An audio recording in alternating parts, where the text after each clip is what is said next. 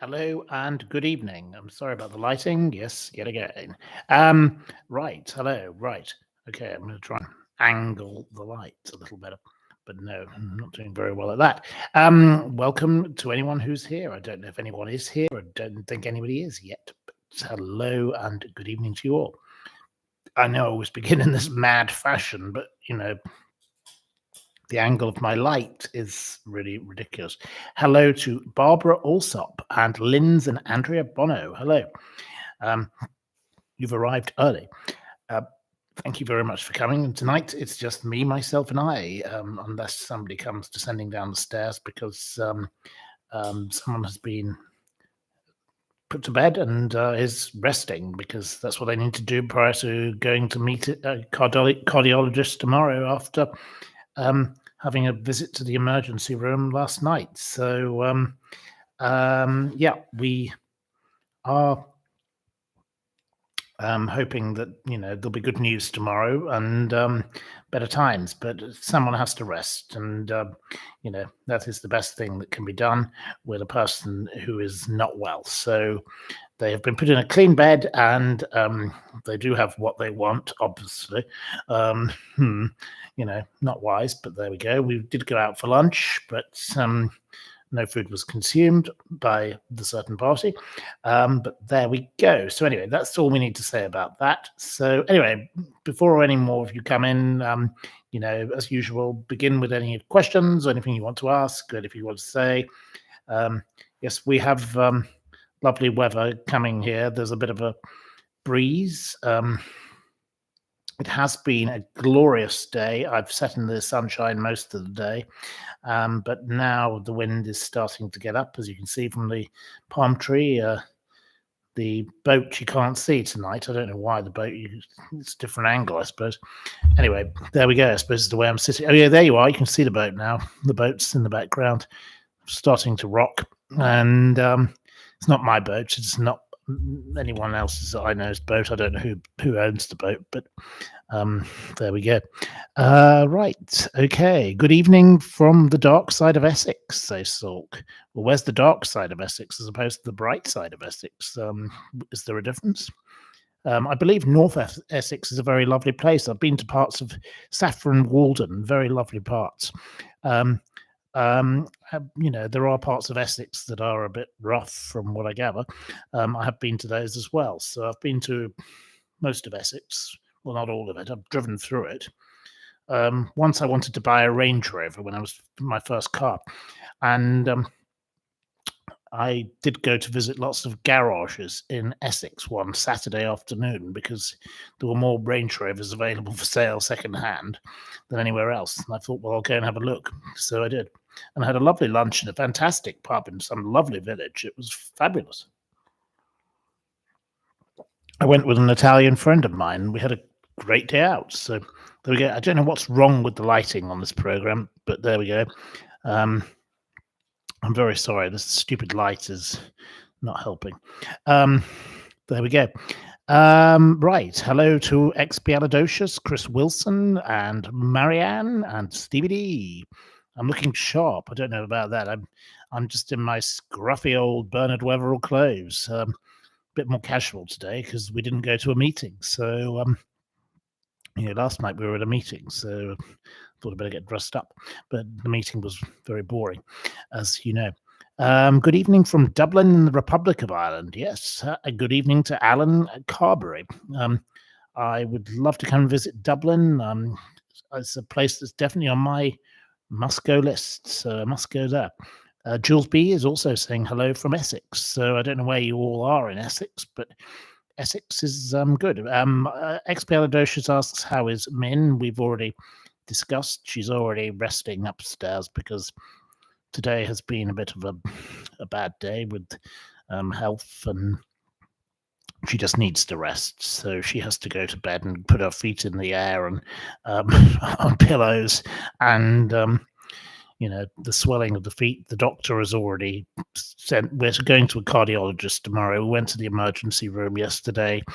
There are a few problems. So I have been dealing with the British consulate today. So they're not particularly helpful, but they send, generic advice. But once we have some more evidence, I think, which we will have tomorrow, then I don't know, the next actions can occur. Whatever's going to happen will happen. But there is no way that she is traveling anywhere because she's not fit to travel, because she cannot go on an aeroplane, and a car journey will definitely not be any good, and trains, no way. It's not going to happen. Not with that trolley.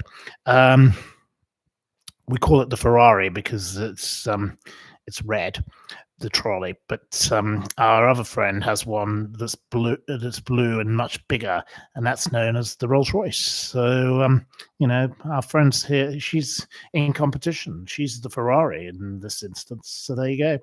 And he's the Rolls Royce, but I won't say who he is because he's quite a famous face. So there we go. But I don't think he would like me to betray his private jokes. So there we are. But no, hello and good evening. Any questions? Have I ignored June from Southampton? I'm sorry, I didn't mean to ignore June from Southampton and North Yorkshire here. Sorry, I can't. These messages come in a very strange order. I don't understand. Good evening from Hove, from Darren Russell. I say good evening to you. I say good evening to every one of you. Audrey, yes, Audrey, a brilliant competition lady is Audrey. Right, and yes, Mr. Lee Kicker, I see you, Skipton. I don't know.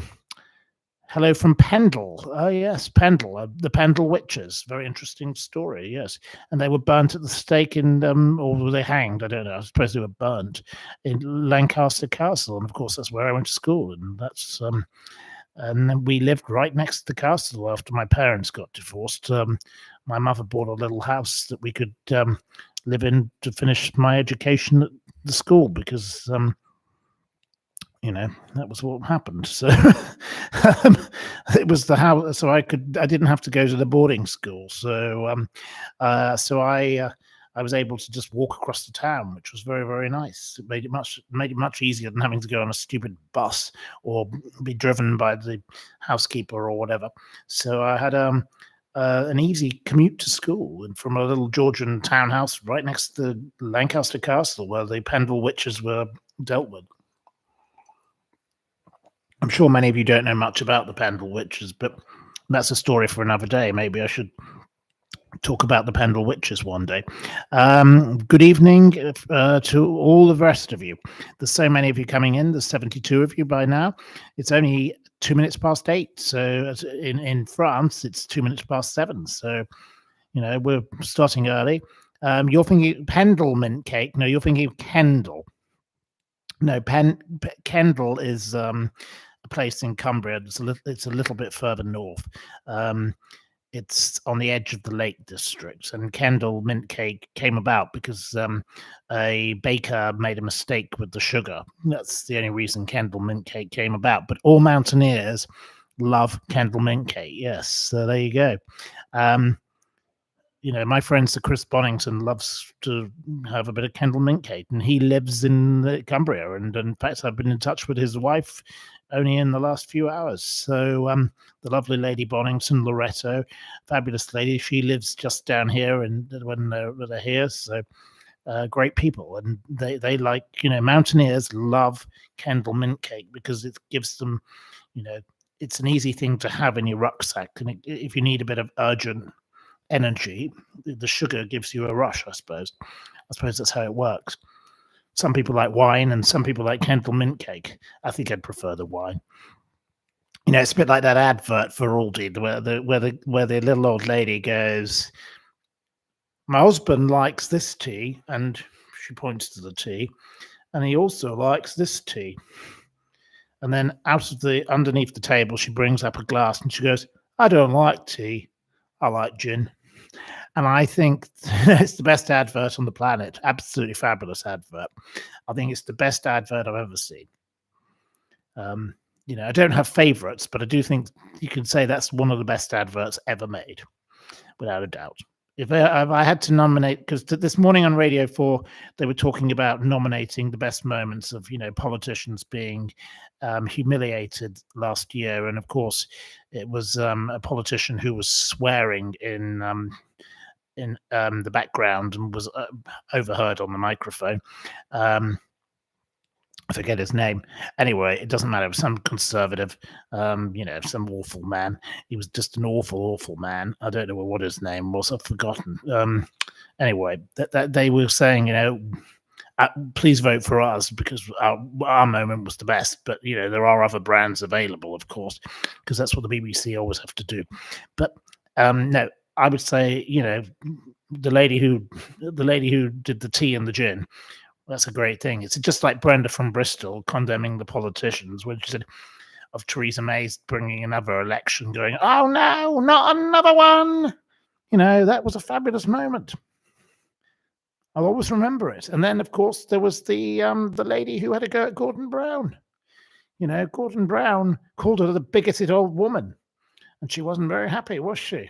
She made a fortune. She paid for a lot of new plastic windows for her house, I believe, because that's what she wanted. She made a fortune from interviews, and then she bought loads of windows for her house. That was the way the story went, from what I know. I can't remember the bigoted woman, as she was known, and she'd been singing the red flag flying for all her life and all the rest of it. And he got to the car and he didn't realize the microphone was still. Why did you put me with that bigoted old woman? And of course, he had then to cancel the next day and go back and go and apologize to her, which wasn't a very good look for him, was it? It's no wonder he didn't do very well. He's trying to reinvent himself right now. It's old Gordon, but he's not one of my favorites. It's old Gordon Brown. But there you go.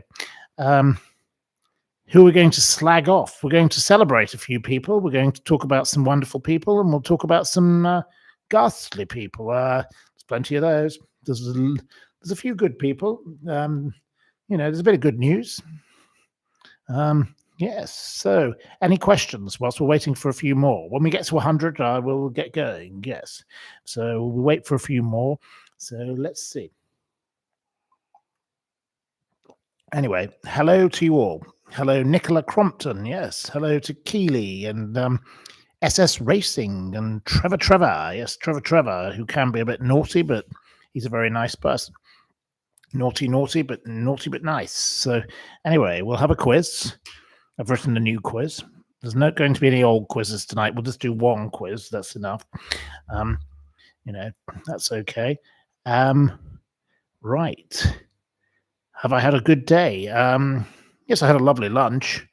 Sat in a restaurant, which was nice for a change, and sat in the garden all morning and did my quiz and dealt with all the domesticity here, because that has to be done. It's an ongoing nightmare, the domesticity of this household, because of the situation, as you can probably realize. So anyway, that's what has to be dealt with. And, I begin the day with listening to Radio 4, and I read, and I, do a bit of work. And I generally, life is positive, but there are moments, of course, in this kind of situation. But, Madam is asleep for now, I think. I think she's probably nodded off, and that's probably a good thing. So she's up there, and she's got what she wants, and she's in a, comfortable environment. And, it's very hard, but the doctors were very helpful yesterday, and the cardiologist will hopefully be helpful tomorrow. And the local community are being very supportive and being very kind, and the British consulate is being vaguely cooperative.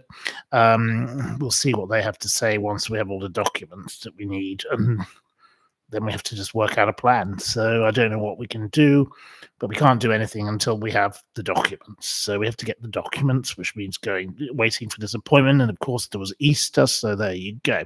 Anyway, that's all very boring.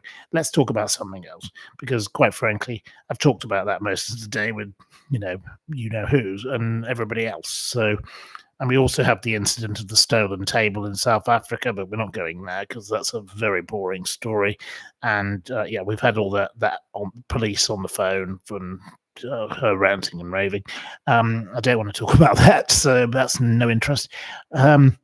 Bacon sandwiches make life awesome. I wish I could have a bacon sandwich, but I've got some ham, but I haven't got bacon. No, I should have got some bacon. I don't know that the local small shop doesn't sell bacon. I don't suspect. They like to have, you know, a baguette, and that's what they like. So in the morning, I'll go and get a baguette, and maybe I could make it a bit more exciting. But there we go. Mini cheddars. I've only got 2 packs left. I've run out. So yeah, I'm saving them. And Keith and Penelope, the seagulls, the 2 seagulls who live on the boat next to me, they're not getting those. They got some Pringles this morning because, quite frankly, they seem to love Pringles. I gave them some tomatoes. I thought, you know, I'd be kind to the seagull, give it something healthy. Oh no, didn't eat those. Wouldn't even eat a nice fresh tomato. No, not interested. Absolutely ridiculous, isn't it? Yes. Crispy bacon. I don't like it overcooked. No, I don't like anything overcooked, but I love a simple bacon sandwich, but a bit of HP sauce. Yeah, lovely. Don't have any of that. I've got tomato sauce here, though, so I suppose I could attempt my own version with that. Or I could spice up the tomato sauce and make a spicy tomato sauce. There we go. Would a sloth eat a mini cheddar? No, it is not correct to give a sloth a mini cheddar, but seagulls are, you know, pests. They'll eat anything. They raid everything. They raided one day we had them raid the table. I just didn't look, and the seagull was on the table raiding. We were just about to sit down to lunch, and this was in Broadstairs, and my God, they are quick. They are quick. They'll have anything away. I've seen videos of seagulls raiding shops to get mini cheddars. Yes, and they take the whole packet and then they chop into them. I've seen them going into shops myself. It's really awful. Seagulls are quite vicious, but these 2 are quite friendly to me. So they give me a bit of company in the morning, and it's quite nice to have Penelope and Keith, as I've called them, because everybody else calls them Stephen Seagal, which my neighbours do. You know, there was a man I knew in Whitstable, and he had a seagull, and he called it that. He was a seagull with a broken wing, and he let it live in his flat. Oh my God, the mess. It was awful, and then it attacked his dog. I thought that was a very stupid thing to do, but there we go. But that's his choice, you know. But the poor dog didn't rather like it, did it? Keely says a seagull stole your ice cream once. I'm sure it did. You've seen a video of a seagull eating a rabbit, says Liberty Caps. Oh dear. It's horrible. Have I met Steven Seagal? No, I've never met him. No, don't know him. I'm sure he's a lovely gentleman, but I don't know him. Sloths like leaves and twigs. Yes, that's why they live in trees. They don't generally come down from trees even to give birth. They are totally up there in the trees, and that's why, you know, the person we're going to talk about, Tamara Ecclestone, you know, she shouldn't be bringing sloths into her mansion, should she? You know, bit of an unfortunate story about her thing, but I think it's a bit of a distraction technique, but we'll come to that. How is the sloth petition going? Well, it's nearly at 500, I think, from when I last looked, but I haven't looked today, but it was approaching 500, but it's not enough. It's not enough. I don't know how you make these petitions go viral. You know, my other one got 50,000 straight away. I don't know, 21,000 on the other one. And I think it's just the luck of the draw. And I did everything to make it go the right way, according to them, because I said I've got 10 out of 10 for my, you know, promoting of it. But I don't know how their algorithm works. But what everyone who I know who's looked at it said, is we tried to sign this thing and it's so complicated because you have to press this button and then that button and then you're meant to share it because of course they're trying to get your data because this is what their business is. And perhaps that's the problem with that website, is that it's overly complicated. But of course that's their intention, isn't it? Because they want to make money. So they must be making money somehow, this change.org, whoever they are. I don't know who they are. I should look into them, but I don't know enough. Right. Okay. Sorry for your ignorance. What's a sloth? It's a creature that lives in the South and Central America that likes to be left in peace, and it doesn't like to be touched by humans, and it lives in the trees, and it crawls very slowly when it needs to, but it doesn't generally go very far, and it's just called a sloth. In terms of appearance, I suppose it could say it looks a bit like a koala bear, but I don't know what you would compare it to instantly because I've not got my notes in front of me on sloths, but it's not a sociable creature. It's something that likes to be left alone. Yes. It shouldn't be in Kensington, says the Blue Nomad. Quite right. Well, we're going to come to Mrs. Shouldn't Be in Kensington.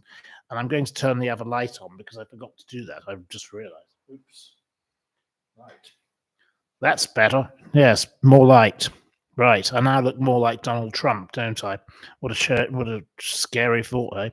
Yeah, I forgot to turn the other light on. I wondered why the lighting looked so mad. There we are. Right. Okay, they primarily eat leaves, making them folivores. Yes, they don't do very much. They don't go very far. They're very relaxed creatures, but they don't like they don't like interaction with anything really. They even give birth in the trees, and when they die, they still cling to the trees. So they are very much private things. And this stupid Tamara Ecclestone took one into her mansion in Kensington for her children to play with. The woman's seriously mad. But, the Daily Mail have taken her on. We're nearly at 100 now, so I'll start talking, I think. Yes, we're at 99. So, yes, I think it's time we begin with the first topic, which, of course, is Tamara Ecclestone. Of course, I've had a row with Tamara Ecclestone in the past. It's well documented in the Mirror newspaper and Daily Mail and all of that. She and I are not great friends, and I'm not a great friend of her sister-in-law, Petra Ecclestone, and I'm not a great friend of Sam Palmer, who I have a community order against, her husband, who tried to strangle me in PJ's restaurant. And that wasn't reported in the Daily Mail because they tried to get their PR person to hush it up. And of course, the Ecclestones are, they've got a few issues at the moment.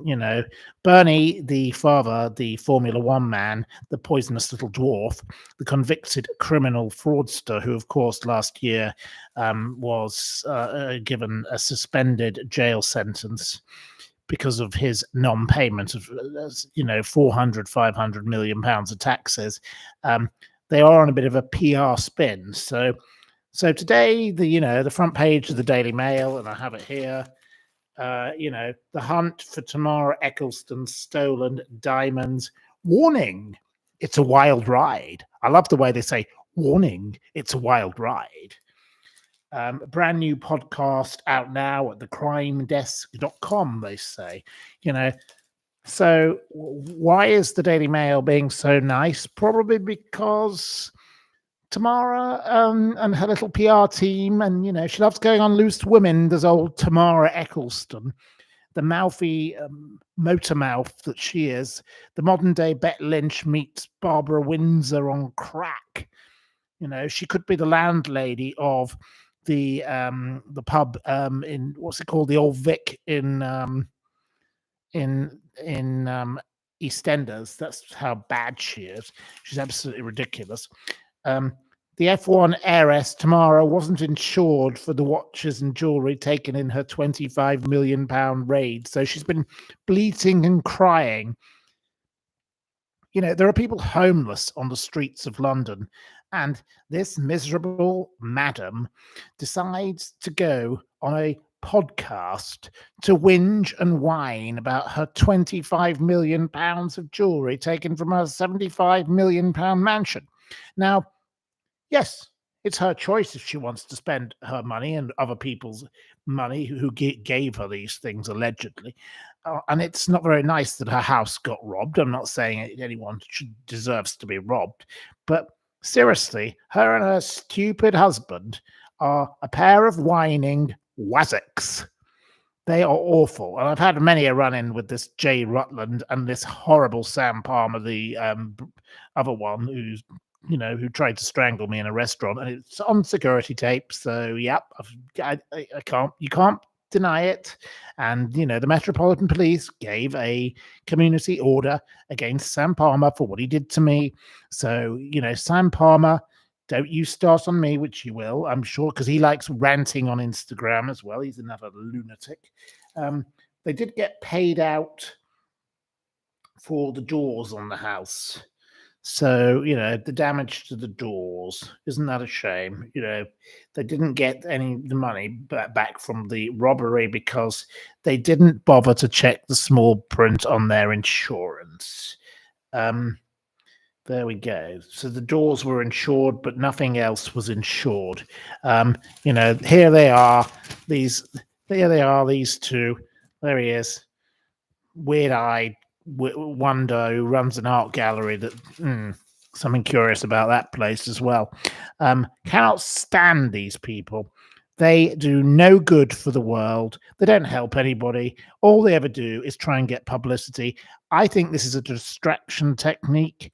I think it's something to hide from something else that's going on with the lovely father, who seems to find himself in an awful lot of trouble with various people over the years, doesn't he? A convicted criminal tax fraudster, Bernie Ecclestone, who is on a suspended sentence and absolutely vile.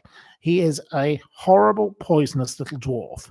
And this Tamara, she is tepid and tedious. And she goes on this loose women going on about breastfeeding her child and all the rest of it.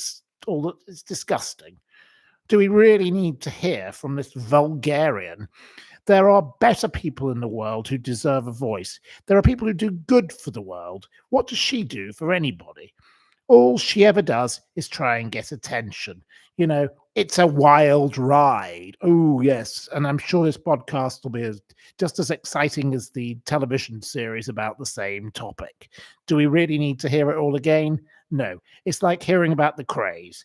Boring, boring, boring, boring, boring, boring. Done over and again. They weren't nice people. They were monsters. And they were not even, the tin pot gangsters. Nobody's. And real gangsters, you'd never even know who they were. But these two, he had a lovely career in the city. You look up his career and all the things he got into trouble for. This Jay Rutland, lovely guy. And look up the Maddox Gallery. Curious business, that. So, yeah, let's be having you, Jay Rutland and Tamara Ecclestone. You are awful people, and you are attention seekers, and you are doing the Daily Mail. I don't know why you're doing this, but you are enabling these tepid, tedious people. Ordinary people have no, whose homes have been burgled, have no way of relating to these idiots. Okay, it's not very nice that their home was burgled. I do not sanction anyone. The people who burgled their homes, they sound like awful people, and they burgled other homes as well. But seriously, why does anyone need £25 million of jewellery? It's ridiculous. What do you need it for? There's an idiot who I know who goes to stay with that silly woman, Gloria Hunniford. And she always goes, oh, Gloria has 2 swimming pools. I always say, you can only swim in one at once. What do you need 2 swimming pools for? It's like people who have convoys of cars. You can only go in one car at once. So what do you need them all for? It's ridiculous. It's vulgar. And it's unnecessary. Look, it's lovely to have nice things. And it's all very well, if you can afford it, buy what you want, do what you want.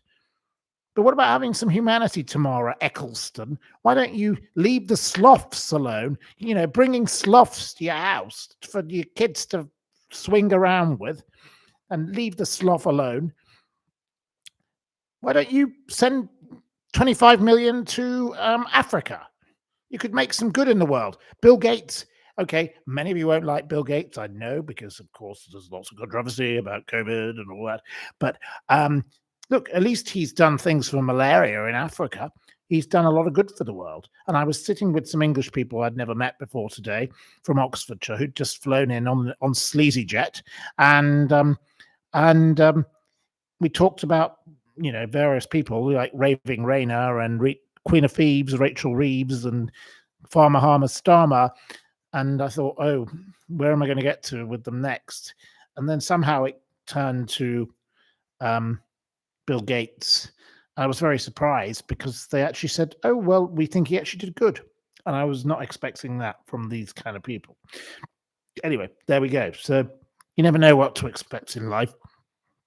But there we go. So, yes. So any questions on the point of Tamara Ecclestone and her stupid podcast? I don't think I'll be listening, to be honest, personally, but there we go. It teaches you should check the small print, said stupid Jay. Jay is one of the most ghastly, creepy men I've ever come across. Awful and vile and very rude. I can't stand him. He said, don't get me wrong, it's our own fault, but it teaches the importance of checking the small print. So he couldn't deal with anything with watches and jewelry. They took 400 items. Well, no, it's absolutely awful that the house got burgled. I don't wish that upon anyone. But why do you need all these watches? You can only wear one watch at once. So why do you need all these watches? It's like he's like a tin pot version of that dreadful Andrew Tate, who today was putting up a video of like 25 watches on a table. What is wrong with these people? You don't need all this crap. It's disgusting. It's vulgar, horrible, disgusting, and unnecessary. The less you have, the better your life. You're better off with nothing. The less possessions you own, the less trouble you have. The amount of tediousness we've spent today also on domesticity and trying to deal with French authorities, water and electricity and gas here, because they don't speak French, they don't speak English, so and then their online systems never work, so it's impossible to deal with half of them. So owning something is just like a pain in the neck. It's just awful. The less you own, the better. Become a nomad. Far better. Don't be like Tamara Ecclestone. Be like my friend Vincent, who's the tramp who lives in the woods in the Gard Frenay with his donkey. And, he has a wonderful life going picking mushrooms, and he's much happier. Be content. Be content with the little things. It makes you much happier in life, I can tell you that. So there we go. Right. Cult Television says she is a sloth. Hello, Cult Television, my dear friend. She's not a sloth. She's a slovenly waste of space, actually, I'd say, Cult Television. She's definitely not a sloth. Don't insult the sloth. That thing, her, and that weird-eyed freak, they are a pair of pests. They're petulant pests. Yes, donkeys are much better, have better eyes than Jay Rutland. I can tell you that. I'd rather be with, spend time with the donkey than being anywhere near Jay Rutland. He is obnoxious and obsquitious, and he's just awful. He's absolutely vile. Right. Okay. Donkeys are lovely. Yes, we love a donkey. Yes. And of course, we love zonkies as well. And, I have a lot of stories about zonkies in the past. I've told you those before. there we are. But anyway, that's, I think, enough on her, other than if you have any questions. So a few questions on Tamara Ecclestone, please, if you have any. I'm going to pour myself another glass of French white wine to keep me going. There we go. But no, I can't believe the Mail have got so carried away with tepid Tamara, the titty feeder, because she loves breastfeeding these children. Still, is very, very odd. Yes, very odd woman. You'd love to go and live off grid, says Ron M. Well, not a bad idea. Don't blame you. Right, okay. What is she famous for? Tamara Ecclestone is famous for only one thing. She's the spoilt daughter of a man called Bernie Ecclestone, who once owned Formula One, and then he got divorced from his wife, and then he had a big tax case. So he put the money into what was called the Bambino Trust, which his wife Slavica controls. Now he's married again, age 90 whatever, and he's just had a child a couple of years ago, another one, and he called it Ace. Obviously, because he meant Ace of Spades and Ace to try and the car. And in court, when he was trying to be, when the British tax authorities went after him, Her Majesty's Revenue and Customs, he said, "I can't go to prison because I'm a new dad." Age 90 whatever. Oh, good Lord. And he's married to this awful woman called Fabiana. Oh, my God. She looks like she's, class. Dreadful, dreadful people. And he runs a coffee company now called Celebrity Coffee. I don't like the word celebrity, and I don't like him. And he's a poisonous little dwarf, and he's vile. And he's a convicted criminal fraudster, and he should have been put in prison, I believe. He should have actually, at the very least, been put on a tag. He wasn't. He was allowed to travel.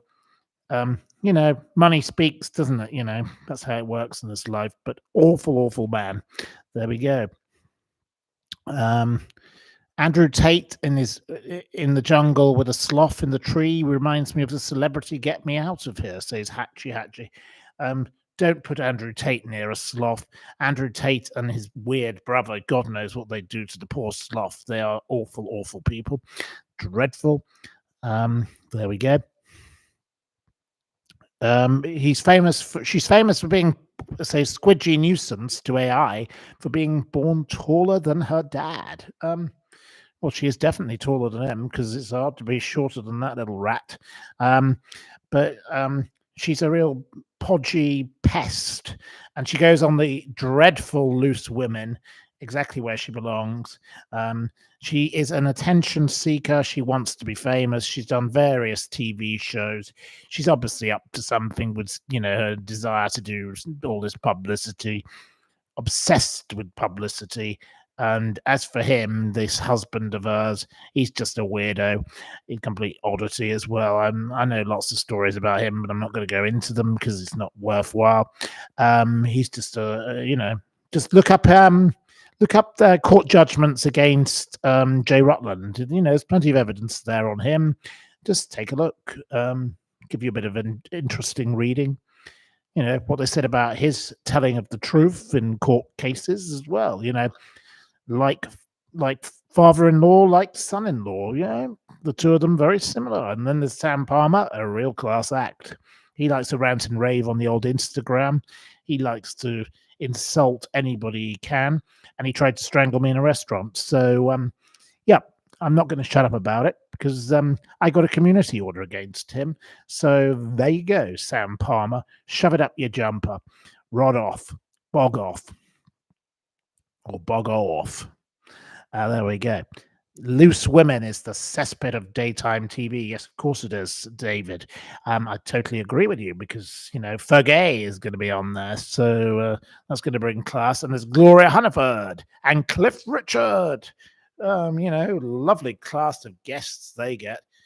Tamara Ecclestone, Cliff Richard, Cilla Black, who used to go on there, I think, Linda Robson, oh my God, awful, vile woman, and Gloria Hunniford. Who watches that kind of rubbish? I don't know who half the other ones. There was one called Colleen Nolan, and she had a row with another one who was some kind of woman who was into cleaning. They're like sort of rowing little ranting women who are all just seeking attention for themselves.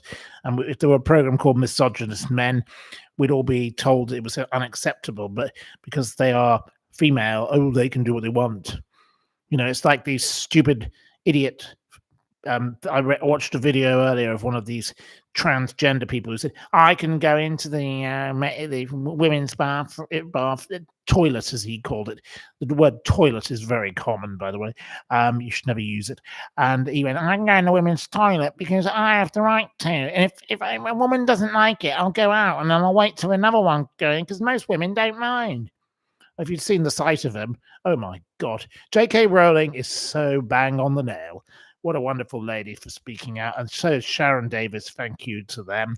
They ran a wonderful, wonderful campaign. And they've, even Keir Starmer, the farmer harmer, is backtracking now because he realizes how stupid it is because he's trying to distract from his other problems. There we go. Yes. Wasn't there a program called Grumpy Old Men? I don't, as far as I'm aware, Trevor, there wasn't one. There was a comedy series. I can't remember what it was called. There was an old man who was very grumpy. I can't remember what his name was. One of you might remember it, but I don't know. I'm sure Cult Television will remember it. Cult Television, where are you? What was the name of Victor Meldrew? That was his name. I don't remember the name of the program, but he was called Victor Meldrew, and he was a very grumpy old man. No, Alf Garnett. Well, he was very thing. One Foot in the Grave. Yes, there we go. Yeah, that was him. So Enigma gets that, but it's not a quiz question. It could have been a quiz question, but it wasn't. So there we are. Okay, right. Okay, well, we'll move along from Tamara Ecclestone. Had enough of her. She's a bore and a banal, bestial, dreadful woman who, should leave the sloths alone. I've got no respect for her, and she has no respect for me. And we had a little run in, and she shouted at me and said, "Don't you call my dad the coffin dodger?" in a restaurant. I found it quite amusing, actually. And then she called the police. So, there was all sorts of nonsense. And her security guard grabbed me by the arm. He should have been charged for that because that's common assault. But there we go. I didn't bother going after that. I should have done. Didn't think about it at the time. Stupid me. Anyway, she's an absolutely horrific stain on humanity who should be removed from all of these channels and ignored, not celebrated on the front page of the Daily Mail with, it's wild. For God's sake, it's not wild. Nothing wild about it. It's ridiculous. Nobody needs £25 million of jewellery. Grow up and help the homeless. Go to Africa. Go and do some charity work, you stupid woman. Go and save an animal, given you damaged the sloth by bringing it into your house. How ridiculous that was. Poor animals sloths deserve to be left in the trees, not in a mansion in Kensington, which was robbed. The robbed mansion. Oh dear. Oh God. The violins are playing for Tamara. Anyway, the violin, it's like the sinking of the Titanic. The violins play for Titanic, for Tamara as the vessel goes down. Well, hopefully Tamara Ecclestone and her ghastly husband and her dreadful father, hopefully they're sinking, which is where they belong, because Bernie is a convicted criminal, coffin-dodging fraudster, and he will be remembered in history as a convicted criminal, coffin-dodging fraudster. So there you go.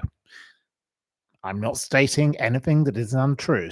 So sue me if you want, Bernie, but you're a bastard. You're a horrible deviant. And if anyone, a little old lady hadn't paid for their TV license, to get thrown in jail, but you don't pay 500 million in tax, and you get just slapped with a little ooh, you know, um, sentence um, like that.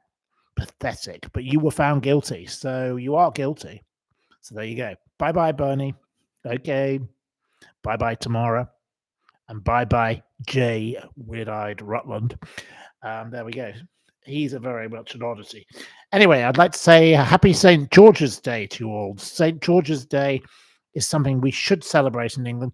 Why do we celebrate St. Patrick's Day so much, but we don't celebrate properly St. George's Day?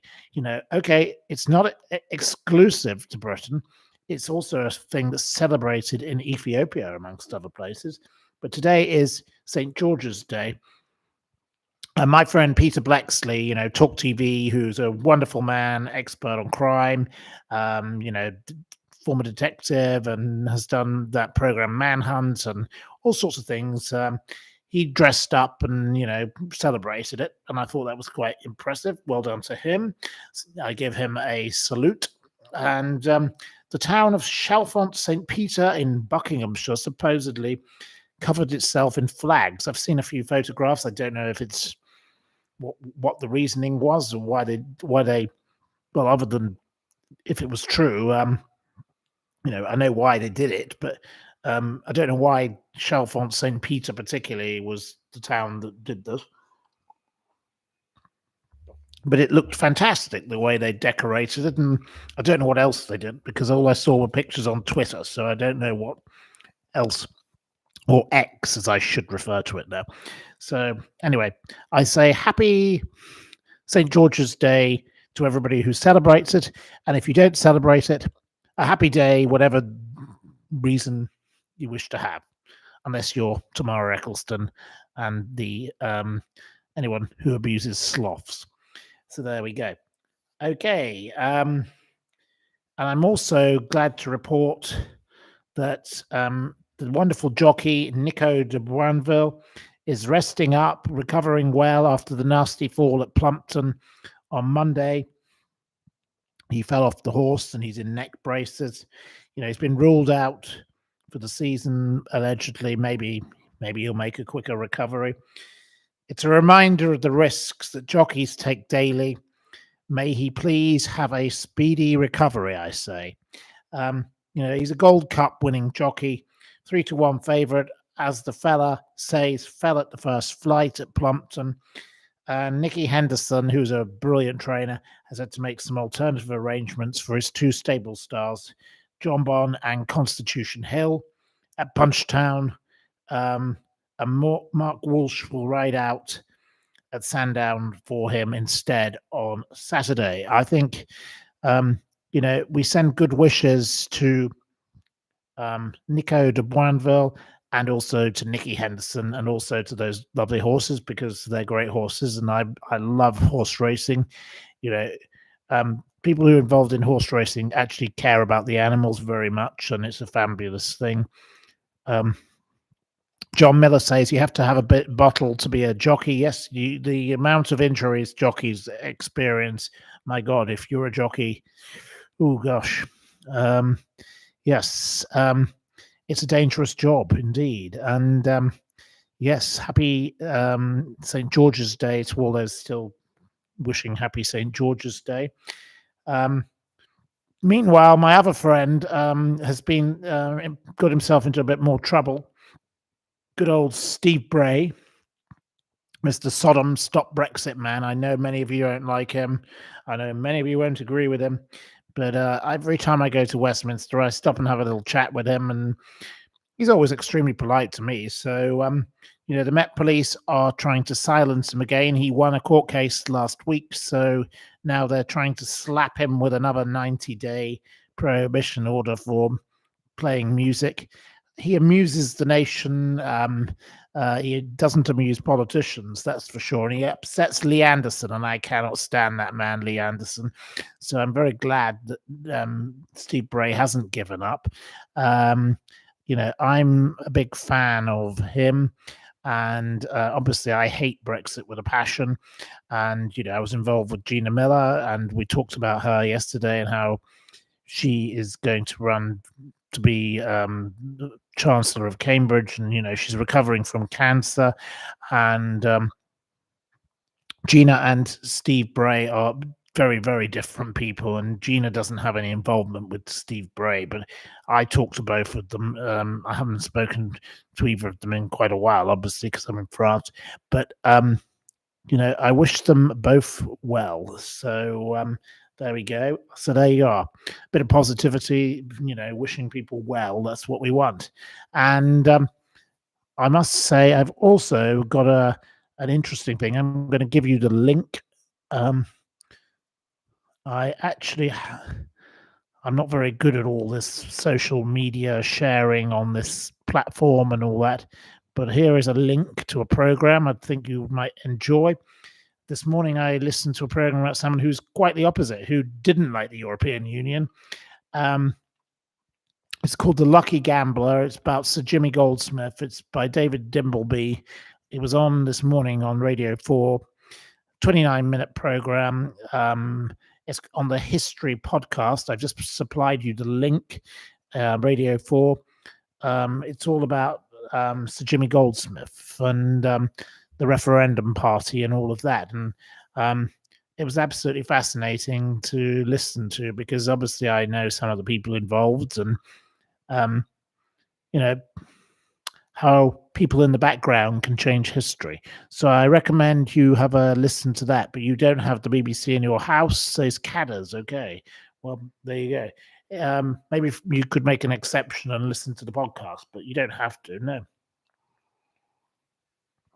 But no, it was all about, the 1997 general election, and how Jimmy Goldsmith had a little bit of a row with David Mellor, and how this was the prequel to Donald Trump. So it was actually a very contextual program that was relevant to modern times.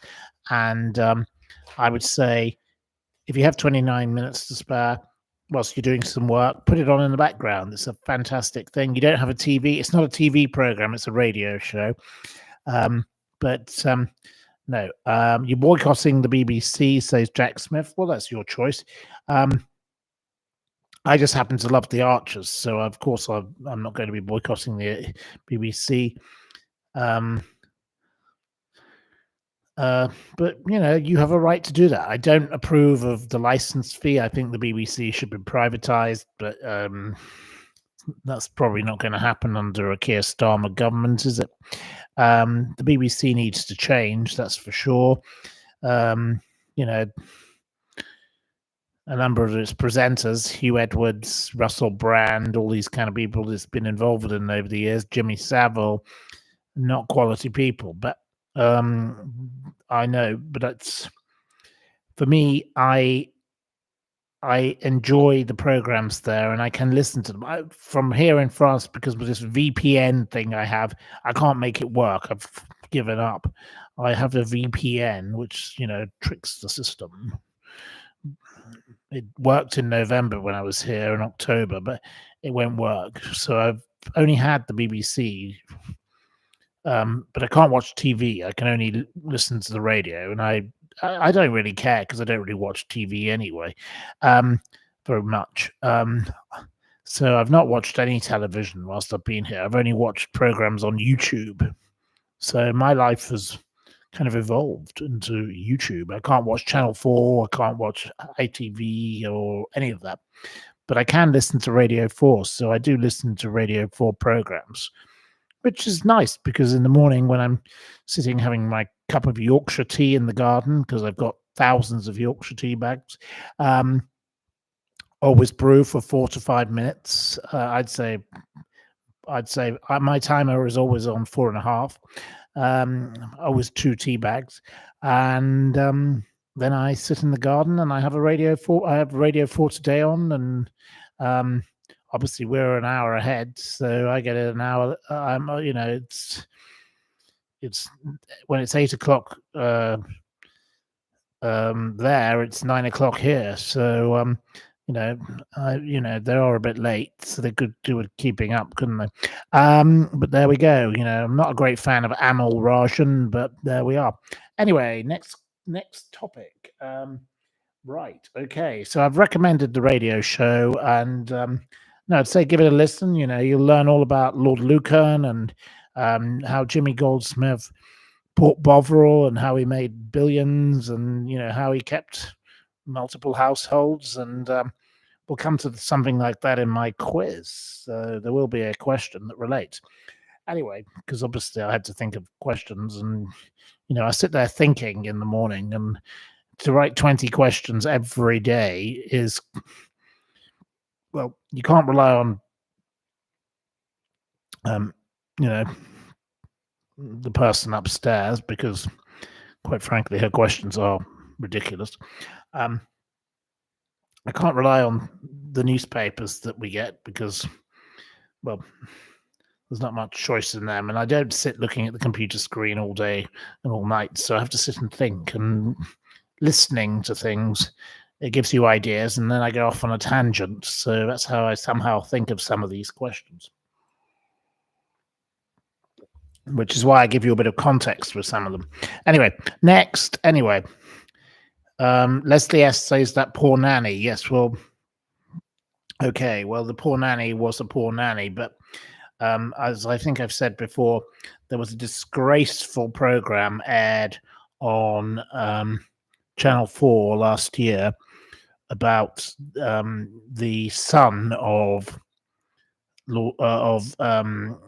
Sandra Rivet, who was adopted, going off on a hunt to try and find this man who he thought was Lord Lucan, and the man wasn't Lord Lucan. The program should not have been aired, because they targeted an elderly man who turned out to be somebody completely different. He wasn't the right height even. And this poor man had dementia and all the rest of it. And it was a cruel, heartless thing to do. And I thought that program was shocking and disgraceful. Don't watch them. Don't waste your life. I don't know how many episodes it was. It was 2 or 3. Whether it was 2 or 3 hours, or whether it was 45 minutes of each, I don't know. But it was an absolute disgrace. I was shocked and appalled by that program. I'll have to find it I have talked about it in the past, but I think it's an absolute abhorrent thing to do. I'm a friend of the current Lady Lucan, the new one, not the one who was, involved in the story. She's Danish, and she's a lovely lady, and I knew her long before she was Lady Lucan.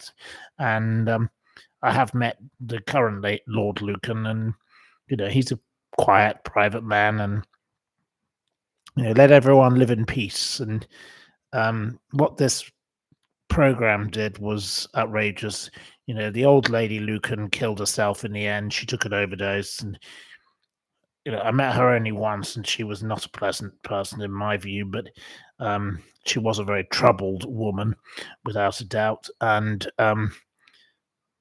whatever Lord Lucan was or wasn't, we'll never know, because I don't think the man's still alive. So, I don't think we'll ever know. I did once go to an auction at Christie's, and they were selling his robes. And the robes, the man in the program, there was no way that man would have been in those robes, because the man in the program was too short. He was extremely short. It turned out he was some man from New York or something. It turned out he was completely unrelated. But yet, at the end of the program, they said to this poor son of the murdered nanny, "Will you carry on?" And he said, "Yes, I'll keep going on about this." Well, they were encouraging him, and that was wrong. Totally wrong. Absolutely awful. Right. Okay. Yes. Leslie S says they both unalived themselves. Well, That's a kind way of saying it, I suppose. Right. I think that's probably the most likely thing that happened to both of them in the end. But what an unfortunate situation. But Lord Lucan's children, one of them is a judge, Lady Block. She's a judge. Um, you know, one of them's married to a friend of mine. I'm not sure what the other one does. So I don't know about that. But they've not they they've come through the adversity and done other things. But you're always going to live in the shadow of a story. It's anything. If you are involved in a story of that type, you will be forever linked to it. So very unfortunate. What do I think of the Pope and Bible revelations? Well, I'm not a great fan of religion, as you probably know. I believe in God, but I don't believe in ceremony, and I don't trust the Bible. I think the Bible is a book that's been manipulated over generations. I'm not a believer in organized religion. I was brought up going to a very, church, but I don't feel the need to be involved in religious ceremony, and I don't really feel I have any respect for the nonsense of organized religion, in my view. But I respect that other people have the right to do that, and but I do not think that the Church of England or the Catholic Church have treated people with respect and decency. Too many people have been allowed to come through who've abused people through those both churches. Many other churches too, Scientology. There are lots of churches that are very, very odd. I've seen weird religion at first hand, but no, I don't trust organized religion. Sorry, it's not much. It's just not for me. The king is the defender of the faith, and I know that everyone's getting upset that he's made pro remarks about other religions. People should be allowed to have whatever respect for whatever religion they wish, but I personally, it's not my thing. So there we go. Okay, right. Okay. Amanda Roberts agrees with me. I'm a spiritualist, she says. I'm just let anything go, but don't do damage to other people. And that's the problem with some of these religious people. They protected bad people in these churches. That film called Spotlight, which was a fantastic film, it's exposed the corruption in the church, and I think it was Chicago or wherever it was. What a wonderful film, because that newspaper did a wonderful job, because those horrible people did some horrible things to lots of young people, and and they were able to hide because they were religious. And there we are. Anyway, that's enough of that. So anyway, also today, someone sent me a little post about the fake Julia, and I did speak with Ron Swanson today. He was a lovely man. It's his birthday, and I wished him happy birthday. And he is a big supporter of this Julia. I can't say I am, but if some people like apples and some people like pears and some people like apples and pears, as they say, but I don't trust this Karen Spragg woman, the associate of the Julia, Karen from Carbuncle in Cardiff, or whatever it's called, in the Crocs, Karen in the Crocs. Who was pictured with the horrible Sergeant Sinclair, who has been very rude to various ones of us. The man the mouse who has represented the Soham child killer associate, Maxine Carr, the Jill Dando cleared killer who was also convicted of other crimes, Barry George, and then tried to be in a film about raping disabled people. The horrible, vile Karen Matthews, who hid the child under the bed, etc., who is now Julia and Karen's spokesperson.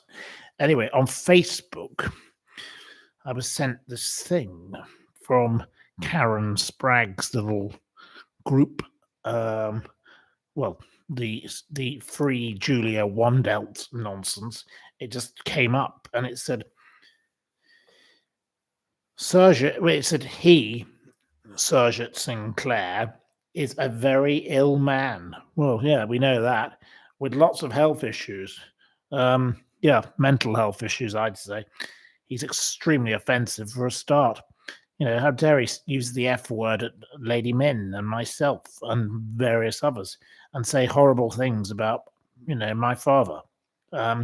He's lost 4 stone, supposedly. Oh dear, poor Surjit Sinclair. He's a very ill man. She says, sometimes he can be a bit harsh with words, but she messes up. I'm giving us the correct way. She just mumbles and moans. The way he comes across, but he's had a hard time. Oh dear, yeah, he got sent to prison for blackmail. Stupid woman. This Karen Spragg is a complete lunatic. She adds, I speak to him regularly most days on the phone. She has no conception of apostrophes, by the way. She doesn't have a clue where to use punctuation, any form of punctuation, this mad woman. I genuinely believe he has mine and Julia's interests at heart. He has not sold any news about me or Julia. I told him if he does, then my trust will be gone. And they were obviously pictured together yesterday. He was behind her when they were arriving at the court. When she actually bothered to put on a jacket, she wasn't in a tracksuit for once, a kappa or whatever it was. She's like that character from Catherine Tate, this dreadful Karen Spragg. The name says it all. Karen Spragg. Awful. Absolutely vile. Some people wrote back. They said, I'm glad my plans to attend. These were the supporters of Julia Wandelt, or whatever she's called on Wednesday. Julia Wednesday, I suppose we could call her. Given she's not actually Madeleine McCann, given she's 23 and Madeleine would be 21 right now. So it's not possible, is it? Impossible. And the eye doesn't fit. It's like OJ Simpson. If the gloves don't fit, acquit. They are not the same people. These people are cuckoo. They are flying with the wind. There we go. He said, I'm glad I had to change my plans at the last minute if he was there. Precisely. Why do you want to be in the same room as him? It was a publicity stunt, they said, by him. Karen, admittedly, I don't know. I don't know how many friends you have on Facebook, but I have about 5,000 people who follow me and all this nonsense because of, doing things like this. She only has 285 friends, this supposed big organizer of, Julia, free Julia. Well, it's not a lot of people to have if you're going to be campaigning for somebody, is it? 285. You're not going to get very far with that. She also on Facebook, because obviously I'm not going to be her friend. I'm certainly not. I can see what I can only see. She says she's gender female. Oh, right. Okay. She's very specific, isn't she? Oh, gosh. She's one of those. Gets angry about something. She's also a top fan of Michael McIntyre. There you go. Can you believe it? That's the lovely Karen Spragg. She's a great friend of top fan of Michael McIntyre. And I am having another glass of wine. Why not? So, anyway, Michael McIntyre. Oh yes, he once threatened me because I dared write something about the village he lived in. He got his lawyers to write to me, so I'm not a great. I find him a very unamusing comedian, but I do quite like his program, The Wheel. I think The Wheel is quite funny in the way it's presented, and but I don't like him. No, definitely not. I didn't. If he's a comedian, he could have taken my article a little more. It wasn't even an article about him. He got a brief mention. That was all. These people, it's like this stupid Lady Sinclair who got upset with me because I referenced her as a former lap dancer. I found 25 references to her on the internet as a former lap dancer at Peter Stringfellow's club. And she wrote to me 13 years after the article and said, I want this taken down because it's damaging my reputation. I said, well, it took you 13 years to find it, and there are 25 other articles here, Daily Telegraph, Daily Mirror, Daily Mail, many of which just said lap dancer, not former, escort or whatever they said. And, she worked at Peter Stringfellow's, and she wrote back and said, well, they've all removed them. Well, they hadn't. People are very stupid like this. Idiots. Anyway, there we go. That's enough of that. So, yes. Okay, yes. You should have replied, I will consult a poll. Okay, yes, I could have consulted a poll, couldn't I? A lovely poll she could have spun around. We could have had her spinning around the wheel with Michael McIntyre. The wheel. Tell her to jog on. I did indeed. I'll have to read out my letter to her. I could read out my letter to her at some point. Don't know if I've got it here. Yes, she got very, very upset. And it was 13 years after the event. I'd written an article about an apartment that was for sale in Trafalgar Square, which is, of course, where Sir Clyde Sinclair lived. And, of course, one of my good old friends, nice lady who was in Howard's Way, Sally Farmelo, she dated Clive Sinclair. That was how I met him, and I found him a perfectly decent gentleman, and that was before he married this woman. And well, he didn't. She didn't last long as his wife. They did get divorced, so she wasn't exactly a class act, was she? She still uses the title, of course, which she's entitled to do as long as she lives. But yes, I can't remember her name because this all happened in January, so it was before I flew out here. Anyway, I don't know if I can find a little letter. I did write her a nice little letter back. It got her very angry. I think she realizes she's getting nowhere with me. So anyway, let's see if I can find it. I'm very hopeless with searching things on my computer. According to my inbox, I have 35,986 messages, and 2,712 of them are unread. If that gives you an idea of my ability to deal with computers, I'm not very good with computers. You see, I like notebooks, and I'm glad I got mine back. Right, I've tried to type it in, but right, I don't know why it's not working. Oh no, because I have to go. Oh yes, I have to go all inboxes or something. They're not promotions. Oh dear. It's tried to readjust my address book recently. It's very confusing. I could do with somebody who knew about computers, but my computer person was, of course, in England, and he phoned me in the middle of the program last night, but he doesn't phone me in the daytime when I try and speak to him. No, I don't think we're going to find her right now. Or maybe it is. It's searching. Oh, yes. Oh, here we are. Her urgent request. Yes, here we go. Okay, well.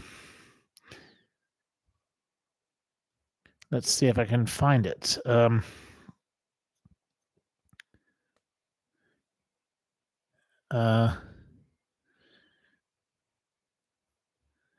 She wrote to me. When was it? No, this is not the original. It was an urgent request.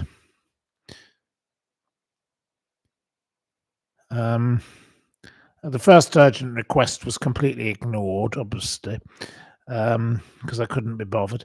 And she wrote to me in capital letters, please action the request I've made, like to every other news outlet in the UK. She wrote, I've emailed a few times now and haven't received a response. I've requested the below defamatory article, which only included one thing that mentioned her, from the internet immediately. She uses a lowercase I. I think the internet should have a capital I. It's having a detrimental impact on my business and life in many other ways. I wasn't a lap dancer with a capital L and a capital D, and this is harming me. Remove it immediately. There we go. So that was one of her messages. Okay, so I said, Dear Lady Sinclair, I do not understand your request given the numerous articles that have been written about you over the years and the time elapsed since our publication of an article not primarily even about you in 2013.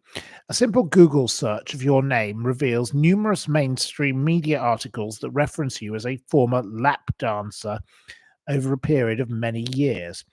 Here are just a few examples from 2009 to 2023. Daily Express, 13th of July 2009.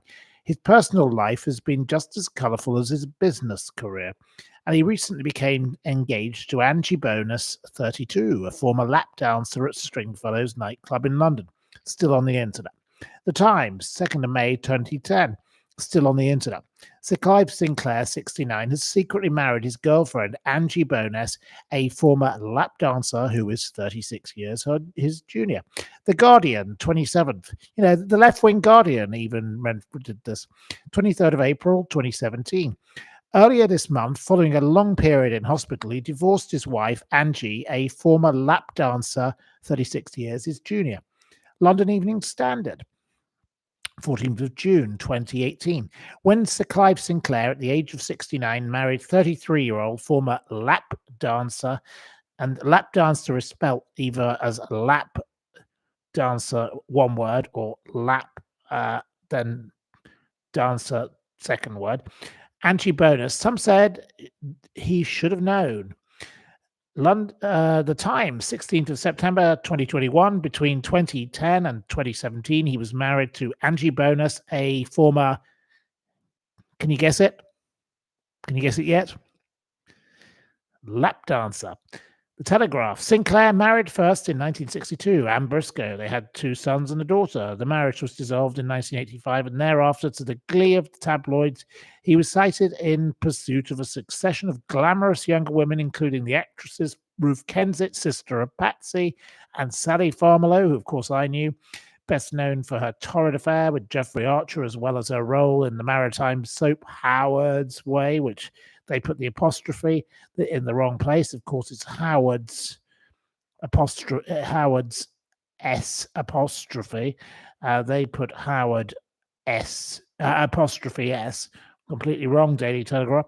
Asked whether this quest was indicative of a midlife crisis, Sinclair replied, No, I just wanted to have a girlfriend, and that's what I did. In 1996, at Stringfellows nightclub in London, he met Angie Bonus, a lap dancer and former Miss England, 36 years his junior, who told a reporter, I get cross when he's called as balding Sir Clive. He's actually incredibly attractive to women. After sometimes turbulent on-off relationship during which she had a son by another partner, she sounds like a real class act, they were married at Las Vegas in 2010, but later parted. The Daily Star, a different level of newspaper, 16th of July 2023. Yet the balding, bearded father of 3 enjoyed a runaway love life, divorcing wife Anne to marry a 33-year-old lap dancer and former Miss England, Angie Bonus, in 2010 at the age of 69.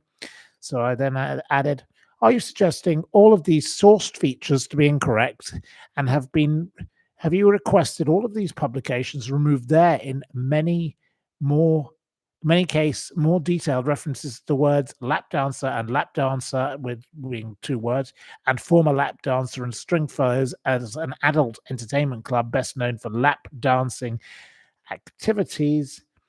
For the purpose of clarification, the Steeple Times article you reference is not specifically about you and your past, but about a property that was for sale there 22nd of May 2013. It includes one photograph and one paragraph of text about relating to you. And I said in that paragraph, the square home to the National Gallery and Nelson's column is indeed somewhere many would not opt to live, given it is regularly the scene of political rallies, concerts, and screenings of sporting events. But amongst those with residence there currently are the inventor Sir Clive Sinclair and his former lap dancer wife, Angie Bonus. And then I said about the property development, so that was that. And a journalist from the Daily Mail said to me, "Oh, good luck to her getting rid of all that." And yeah, we had a bit of fun. Then she wrote me another urgent request. There's some mad people in the world, aren't there? Absolute nutcases, fruitcakes. So yes, what do you think of that load of nonsense? It's a bit like the Mini Cheddar saga. Mr. Lee Kicker doesn't think the internet needs a capital. Well, it is an invention, so it's a thing.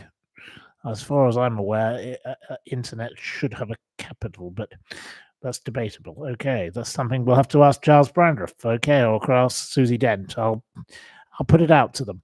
I'll see what they have to say. Then we'll have a correction. And yes, it is Howard's S apostrophe way. Yes, it's the family of Howards. So yeah, so they got it wrong. The Daily Telegraph. Shocking, bad journalism. Terrible. Right. Pheasants are bloody noisy tonight, says Yvonne Flanagan. I don't have any pheasants out here, and I don't have my seagulls. I don't have Keith and Penelope. They've gone to bed. They're on the boat. The neighbour's boat. My God. When these people get here, I do pity them. The mess that these birds have made on that boat, I'm sure, must be awful. But Penelope and Keith are very much territorial, and they're guarding our garden. And there's a horrible cat, and it keeps coming and trying to destroy the lawns. Trying to keep the horrible cat out. It's a nasty white thing with blue eyes, and it's, oh my God, it's a scary thing. I've no problem with cats, but they don't need to come and ruin the lawn that we've been working on, or the plants. And this cat is very vicious. It's attacking all the little birds, and it's not very nice. It tried to kill one of the little sparrows the other day, and I didn't like that. So no, we don't like nasty creatures, and that cat's got something malicious about it. There's a black cat. It's much better behaved. I don't mind the black cat. That's pleasant, and we've got lovely dogs that come around, and because we're in a communal street that's gated, so anything can roam around. So the neighbours' dogs can sit in the street and whatever, and the dog is lovely, so don't mind that. But no sloths. No, we don't have sloths. Right. Right. Okay. Yes. Anyway, that was stupid old Lady Sinclair dealt with. So my first quiz question is actually about that. So who's going to help me with a quiz? Anyone willing to help with a quiz? Be nice if you could. Right. Yes, but the press got it all wrong about St. George's Day today. It's not celebrated till Monday because of Easter. But well, it is today, but they're not going to actually mark it till Monday. That's what I read. That's the way I read it. And, it was talked about on the radio this morning. Of course, it is today, but it's going to be marked on Monday because of the way. Yes, you're correct about the thing, but it was mentioned as being today, so it is today, but it's not today in that sense. Lots of these things happen in this manner. Things move. But there we go. You keep seeing magpies everywhere, Nicola. Yes, we get lots of magpies. They come, but the seagulls, Penelope and Keith, they don't like the magpies, and they tend to deal with them. But we say 1 for sorrow, 2 for joy, 3 for a girl, 4 for a boy, 5 for silver, 6 for gold, 7 for a secret never to be told. I can't remember what goes on next, but it goes on and on and on. I do like, and I always say good morning, Mr. Magpie, if I see one, because I'm very superstitious about it. I'm not a fan of magpies because they kill the songbirds. They're not very nice.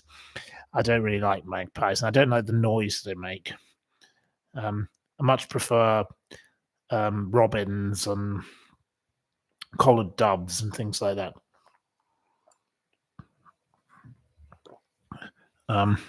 We haven't got any rooks here. We've got a few pigeons. And we've got a few collared doves, but not enough. Anyway, is someone going to help me with this quiz, or am I going to have to do it all by myself?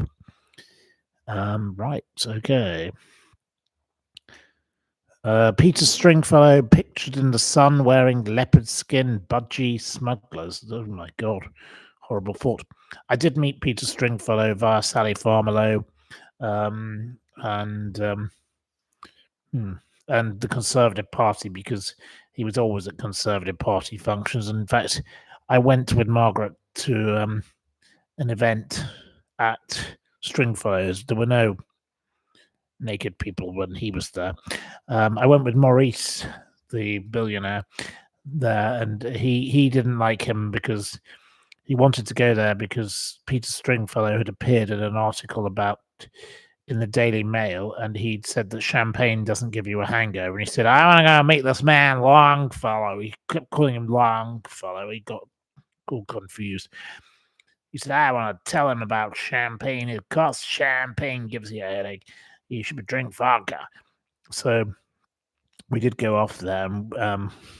Yes, that was an interesting encounter. That's a story for another day. But yeah, Longfellow, Stringfellow, whatever he was, fellow. It's still open, I noticed, because at Christmas I went to a birthday party for a rapper who's a friend of mine. I love rappers. I love all sorts of people. I meet all sorts of people in my life, and I'm not going to say who he is, but anyway, he had a party in Covent Garden and at a restaurant. So I decided I'd walk a bit because I was very, very early. And I saw Stringfellows was still there. I was quite astounded because I don't think I think he died. I'm not sure. I think he died. I may be wrong. Correct me if I'm wrong, but yeah, Longfellow was known. So yes, I have been there on several occasions, but once I went with Margaret, and well, we didn't stay very long, and we retreated to the Ritz where we had a nice civilized drink because it really wasn't her kind of place. But he was a big supporter of the Conservative Party, and she was very polite to him, of course, like she was to everyone. But I remember the evening well because I was sent along whilst I was at university. So it was an interesting evening. I'll tell you the story of someone else I met that evening also on another occasion who wasn't a very nice person, who also came to the Ritz. He ended up in lots of trouble. Not a nice person. Anyway, right, so we're going to do our quiz. Okay. Right. How is Matthew Wright? He's doing very well in Devon, and I spoke with his lovely wife the other day, and I'm going to go and pay them a visit. They're having a lovely life in Devon. He loves fishing, and he's got a great life, and he's a good man, absolutely fantastic. I like his style far better than this, replacements who quite frankly, don't really do it. But um, anyway, the nice people. His lovely wife Amelia, a very dear friend of mine, been a friend of mine for gosh half my life, maybe more. Delightful lady, and we talk fondly, and she knows this place, Port Grimo and Saint Tropez, and everything very well. So we had a lovely chat the other day, and I'm going to go and visit them. So yeah, I don't know. I'll find out when I get there. Heaven in Devon, as Lynn says. Anyway, are we ready to do the quiz? Or is anyone going to help me with this quiz or not? Do you want this quiz, or should we not bother? You don't have to have this quiz if you don't want it. Quiz or no quiz? Sounds a bit like Noel Edmonds, doesn't it? Is punctuation important? I would say so. Definitely, yes. Is punctuation important? Well, here you are. That is why punctuation is important. Ron M. Have you eaten grandma? If you put an apostrophe in, you get a different question. It is a very, very important thing. So, have you eaten grandma is, have you eaten grandma? Have you eaten her? If you put an apostrophe after eaten, you would have you eaten grandma? Has grandma had a meal? That's exactly a perfect summary of why. There you go. So that's that. Okay. Yes, we have Eat Shoots and Leaves in the US. That's a lovely book. I do love that book by Liz. I've forgotten her surname, but great lady. We all make mistakes. Making a mistake is no bad thing. Nothing wrong with a mistake. I'm useless with who and whom. I can never get it right. I'm hopeless with who and whom. Who and whom is one of the worst for me. I try my best, but my dear Barbara Minto, she always, who is first class of women Harvard, first class of women at first woman to work for McKinsey. She slaughters me over that. She's in her 90s and amazing lady. But she slaughters me over my misuse of who and whom, and she sends me lessons in this from all sorts of old books, but I've still not got it right. I still mess it up on that one. But there are so many rules that you can easily learn. So I would recommend a book. Here you are. If you're interested in grammar, this is the book you should buy. It's a great book. Someone sent it to me. I don't know who. I can't remember now because it was sent to me whilst I was in London. And it was just before Christmas. So I'll try and remember. But thank you to the person who sent it to me. It was a wonderful gift because it's a book about how language changes, and language does evolve. So we have to accept changes in language also. So we should be forgiving of people changing. There we go. Right. Anyway, are we going to do this quiz or not? Do you want this quiz? Do you want a quiz or not? Quiz or no quiz? Right.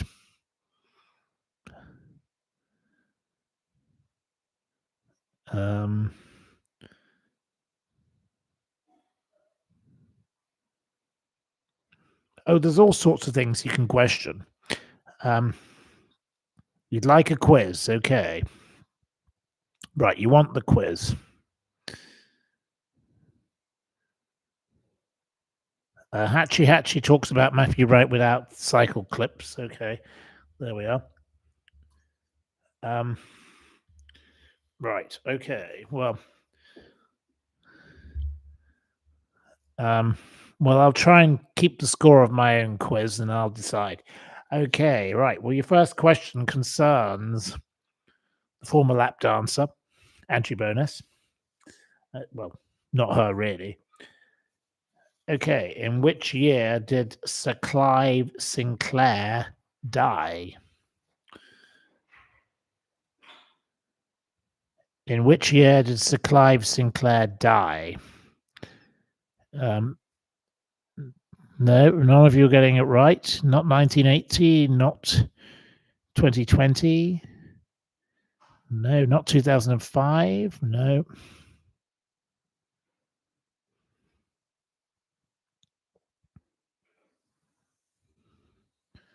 No.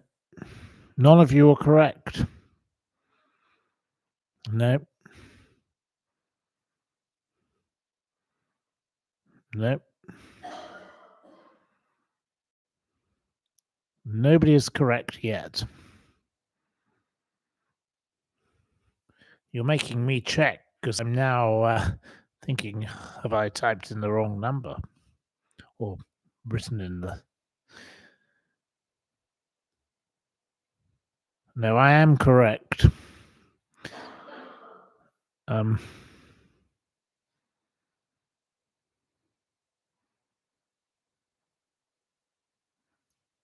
Right. Nobody so far is correct. Oh, Jane O'Keefe is correct. Jane O'Keefe. Well done to Jane O'Keefe. Yes, you can now hear the coughing. There we go. Someone has moved from their bedroom. Jane O'Keefe, you are correct. It's 2021. Sir Clive Sinclair died on the 16th of September. Of course, he inspired Elon Musk. He had an affair with Howard's Way actress Sally Farmerlow, married the former lap dancer Angie Bonus, and he was an inventor, computing the Sinclair C5, lived in Trafalgar Square. There you go. So there you go. There's a few random bits of information. Anyway, there we go. So, second question. With what type of crime is Angela Gulbenkian? She married into the Gulbenkian family, by the way. She's not an original Gulbenkian. Associated. What type of crime? It wasn't murder mystery. Question 2. What type of crime specifically? I need to know what type of theft. She was involved in theft and fraud, but what type of fraud or theft? I'll allow the first person who comes up with that. It wasn't jewelry. Okay, Keely, you can have the point. It has to be specific in this case. It was an art fraud. She defrauded clients, including £1.1 million Yayoi pumpkin, one of those big yellow pumpkins, Warhol portraits. And of course, the Gulbenkians were the 5% people. Fascinating book. If you've got time, read Mr. 5%. They had petroleum wealth. And Calouste Gulbenkian famously sued his son because his son claimed on expenses for a chicken sandwich. It was the equivalent of... It was a coronation chicken sandwich, and it was the equivalent of £300,000 in legal costs for the cost of a coronation chicken sandwich. So do read the book. I can't remember who wrote the book, but it's called Mr. 5%, because they control 5% of the world's petroleum wealth. The Gulbenkians were very big in Portugal with art. And this Angela Gulbenkian came to London and she conned everybody. Many of my friends are victims of Angela Gulbenkian, and also a man called Inigo Philbrick, who was going out with... He's married to a made in Chelsea trollop called Victoria Baker Harbour. Awful, ghastly, vile woman. I had lunch with her once. Disgusting person. Yeah, rotten people, con artists, big art fraudster. So, okay, in which year did Flacco the owl die? When did Flacco the owl die? It was an owl that escaped Central Park Zoo in New York. It was a Eurasian eagle owl. Right, okay. No. No, no, no, no, no. No, no, no, no, no, no. No. Jane O'Keefe gets a second point. Sorry, second point to Jane O'Keefe. Jane O'Keefe gets the point because it was the escape occurred in 2024, but sorry, the death occurred in 2024. So the poor owl got out of the zoo, and everyone used to take pictures of it here, there, and everywhere. And Flacco the owl was much loved owl. I think it had more fun when it was out of the zoo than when it was in it. I don't like zoos. I don't approve of them. Okay. This is one I've done a talk TV show on. In which year did the then 35-year-old Claudia Lawrence vanish from Heworth, North Yorkshire? When did she vanish? Claudia Lawrence.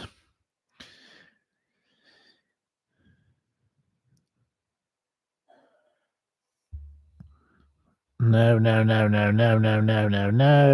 this. 1988. None of this. Audrey gets the point. Audrey is the next one to get a point. Well done, Audrey. It was 2009. It was the 19th of March. You know, she was portrayed as a loose woman, not on the program, but, you know, she was insulted, victim shamed because she went to a pub, and women shouldn't go to a pub by themselves, should they? That was the nasty thing about her. There were 500 permissive searchers looking for her, so still no one's ever found her. So goodness knows what became of her. She literally was the lady who vanished. Okay, what type of writing is Geoffrey Wansell associated with primarily? Geoffrey Wansell, his primary... Miss Marple, you can have the point, Miss Marple, yes. Miss Marple gets a point. Well done, Miss Marple. Of course, it's crime. He wrote books about Fred West, Levi Belfield, Sally Clark, and Ian Huntley. I have met the man at a crime conference.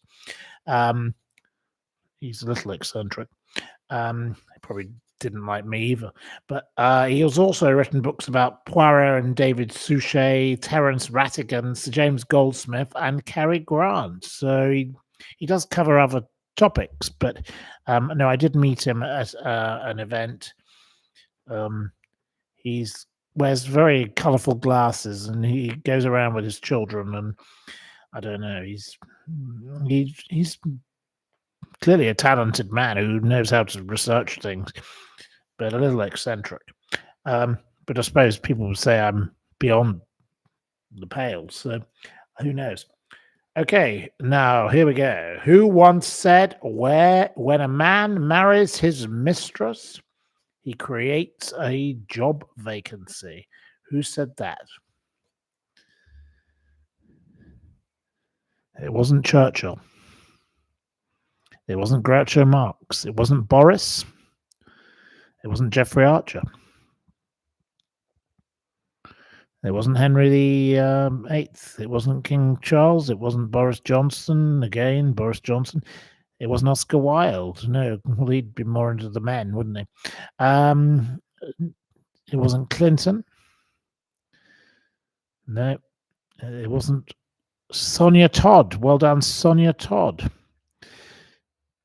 Sonia Todd is, of course, right. It was Sir James Goldsmith, who, of course, we've talked about earlier, who his children, you know, his wonderful son, Ben, I think is fabulous and does lots of wonderful things with rewilding, with beavers and things.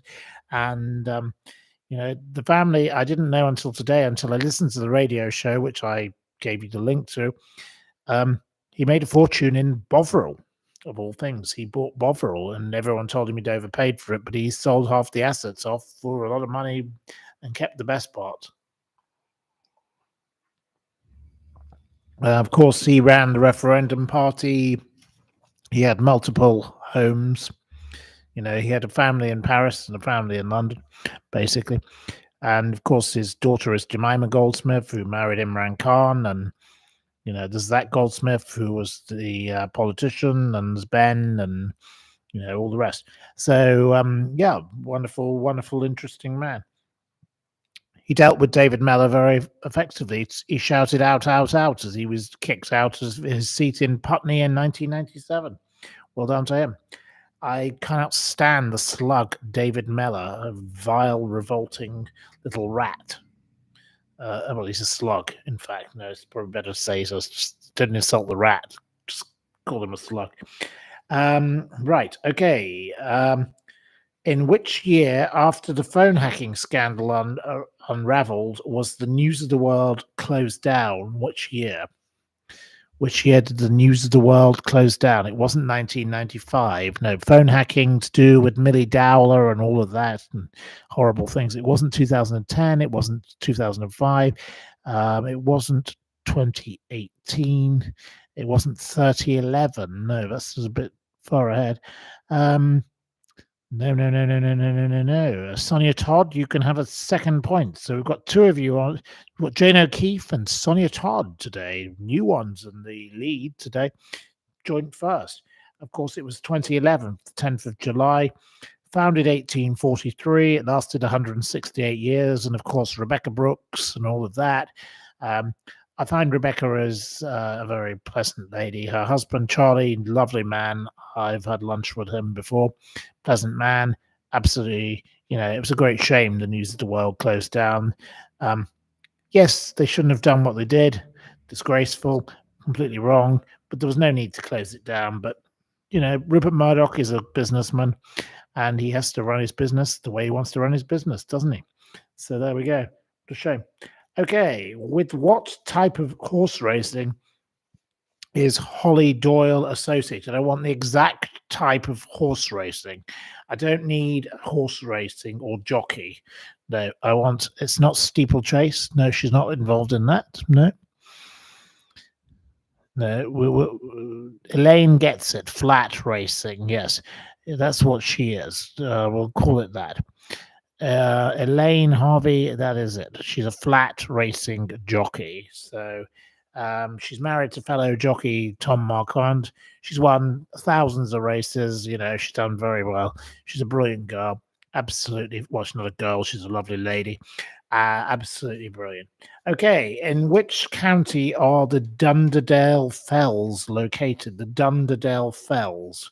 Where are the Cairn Summit, 920 feet?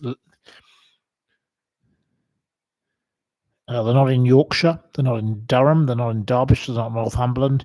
The Dunderdale Fells. Where are the Dunderdales? Joyce Grove can have the point. Well done, Joyce. You're now getting a point. Well done. They are in Cumbria, of course. They're 920 feet. They're in the Lake District. And, of course, Wainwright loved them. The Dunderdale Fells. So there we go. Okay, why did Ian Fleming base his Bond villain Goldfinger on the architect Erno Goldfinger? Why was he so determined to base it on this particular person?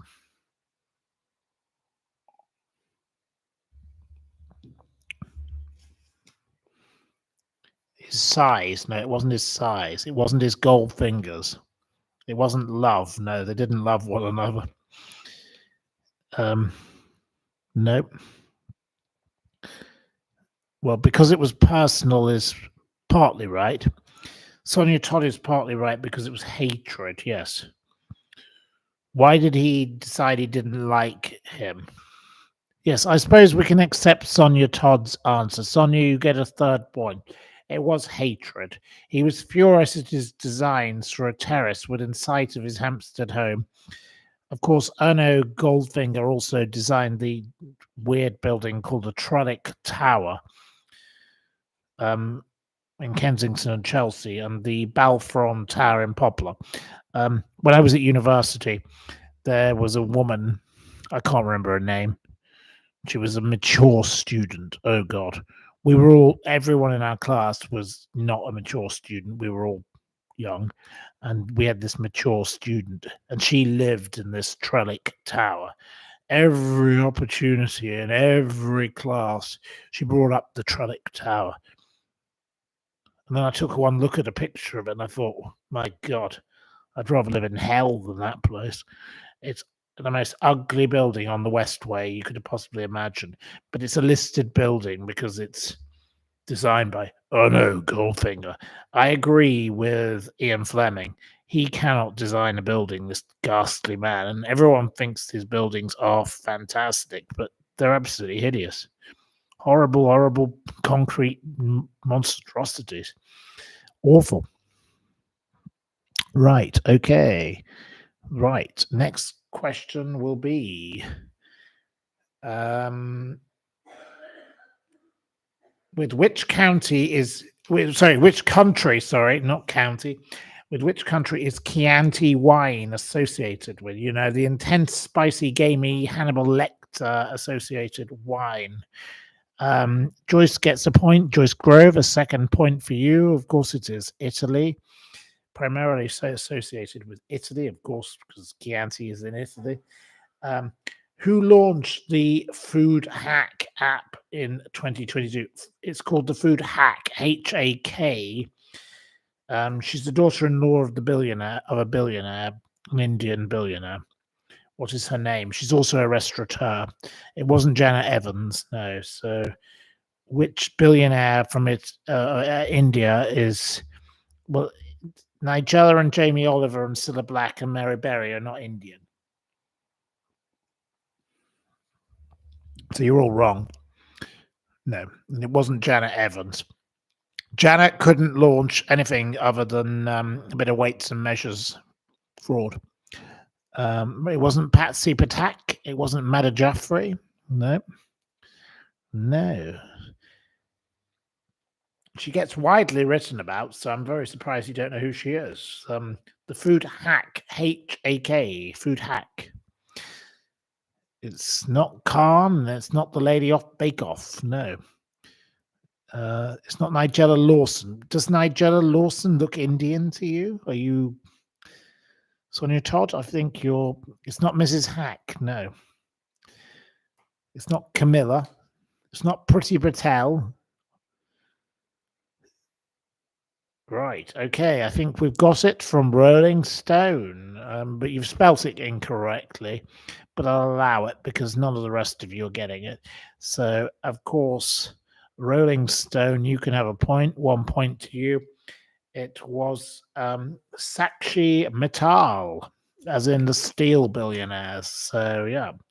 And they also open, the brother-in-law opened that fancy hotel in the Cotswolds that everyone loves, Estrell Manor, which I've never been to because I'm not really trendy enough yet.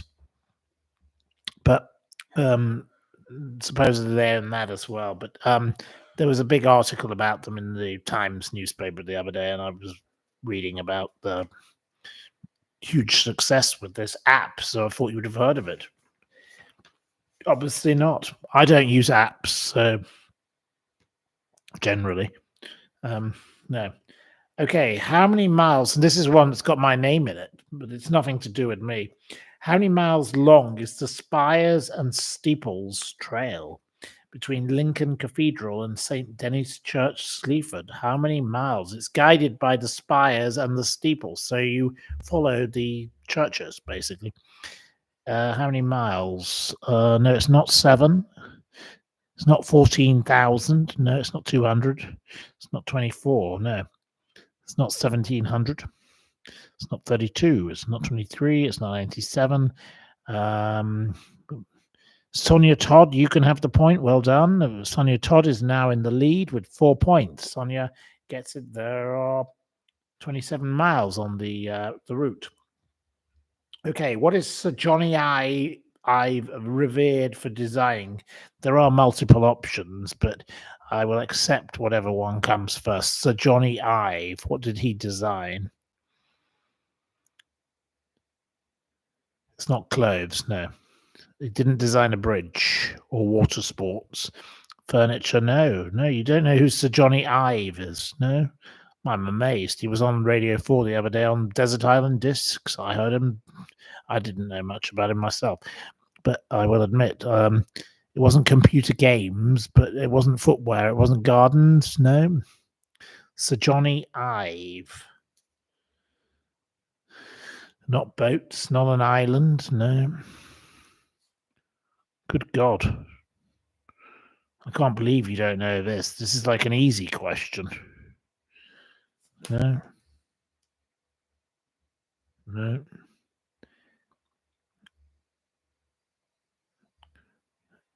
Rolling Stone can have the point. Second point. He designed the iPad, even though you'd spelt it incorrectly. Oh, you did spell it correctly the second time. He designed the iPad and he designed the iMac, of course. So yeah, he's the big designer of all the Apple stuff. So he's made an amazing change to people's life. Okay. Okay, and I know this person personally, and I've known him for many years from when he worked at the Daily Telegraph. Who is the Daily Mail diarist as of 2025? Who is the diarist for the Daily Mail? Right. Who is the diarist for the Daily Mail? This is how I got into writing because, I ended up being told to write a blog, and I didn't even know what a blog was back then. And it wasn't Nigel Havers. No, I believe he'll be on the radio in the coming the Saturday Live this week. But there we are. It wasn't Harry Potter. It wasn't Andrew Pierce. It wasn't Philip Norman. It wasn't John Burt. It wasn't Andrew. It wasn't Hitchin. Oh no, we don't like Peter Hitchens. Oh God, he's awful. It wasn't Alex Parr. No. I think you mean Alexis, but I don't know why you brought that up. But Alexis is a lovely friend of mine, but she's not the diarist, but she does work on it. It's not Billy Bragg. No, it's not Mr. Blobby. No, you don't. You obviously not Daily Mail readers. Wow. Well, Keeley gets the point. Well done. A second point to Keeley. Of course, it's Richard Eden. He also does lots of podcasts, and he's a bit obsessed with, she's a bit obsessed. The Sussex squad are a bit obsessed with attacking him, and he does bang on about it a lot himself. The Sussex squaddies, Meghan Markle's mates. Okay, with which sport is Ronnie the Rocket O'Sullivan associated? Ronnie the Rocket O'Sullivan. What sport does he get associated with? Ronnie the Rocket.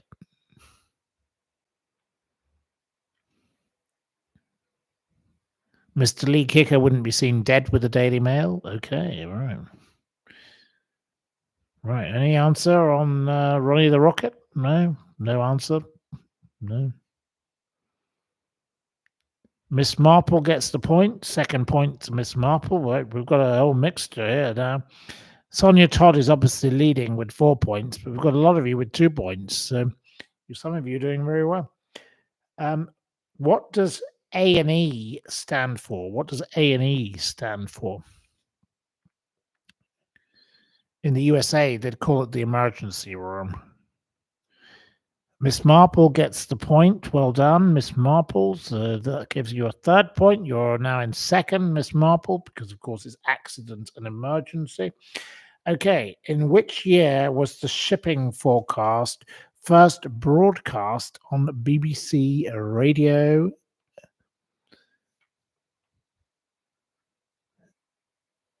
It wasn't 1924. It wasn't 1981. No, no, no, no, no, no, no, no, no, no, no, no. No, no, no, no, no, no. No. Not 1935. No, no, no, no. Not 1940s. No, not 19. Right. We've got one of you, Sonia Todd. Okay. Sonia Todd gets a 5th point. So Sonia Todd's now well in the lead. Of course, it was 1925, October 1925, primarily on Radio 4 and also on the BBC World Service. Okay, who was the first black woman to be interned in the Pantheon? Who was the first black woman to be interned in the Pantheon?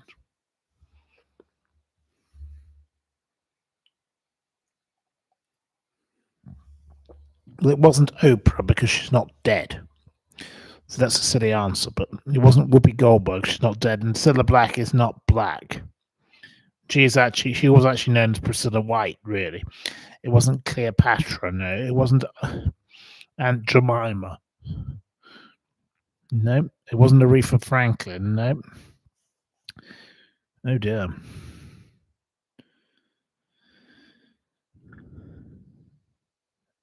The correct answer is by Jane O'Keefe. Thank you, Jane. You get a third point. Jane O'Keefe. It was Josephine Baker. She was it was the country's highest honor. She was a star, a spy, and a rebel, and she liked to skin rattlesnakes. That was a weird thing. She kept leopards as cheetahs as pets. She was a very eccentric woman. I read a bit about her recently.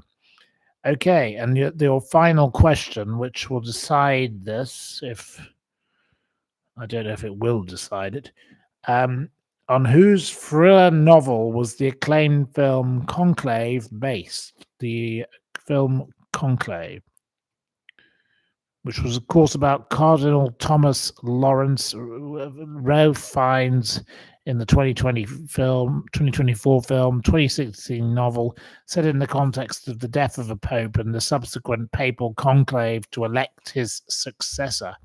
And obviously, it's a story, but in the context of the death of the pope, there we are. And it wasn't Terry Venables. It wasn't Anthea Turner. No, it wasn't Michael Jackson. It wasn't Dan Brown. No. Keeley gets the point, so Keeley gets a third point. So we, in this situation, have a winner. Yes, we do have a winner. Sonia Todd got 5 out of the 20 points. Well done to Sonia. Sonia, you come first. Well done to Sonia Todd. Miss Marple gets 3 out of the 20 points. And Jane O'Keefe gets 3. And Keeley gets 3 as well. So there you go. We've got a fair spread there. And well done also to Joyce Grove, who got 2, and Rolling Stone, who got 2, and Audrey, who got 1. So there we go. We have a winner. A very clear winner, Sonia, who got 5. So thank you to you all. We've done 2 hours of this program. Do you have any more questions before we move along? But anyway, well done to the winners. Otherwise, I will close the program down. But we can have a few more questions. If you have a few more questions, you thought it was a fun quiz, so there you go. Well done. Well, well done for your great success in joining in with the quiz. So, right. Sonia says, my daughter is staying with me. She's very quick on the typing. Okay. Oh, well, there you go. So Sonia had assistance in the quiz. Ooh, well, it was a team effort with Sonia. Anyway, that doesn't matter because you were the fastest finger first. So that's all that matters in my quiz. We're not going to say you are the weakest link. Goodbye if you don't, unless you get there first, are we? So, but these are questions that are not necessarily easy to find answers to. Some of them are easier than others, obviously, because I have to make some of them easy because that's what I've been told to do. So, my critics sitting here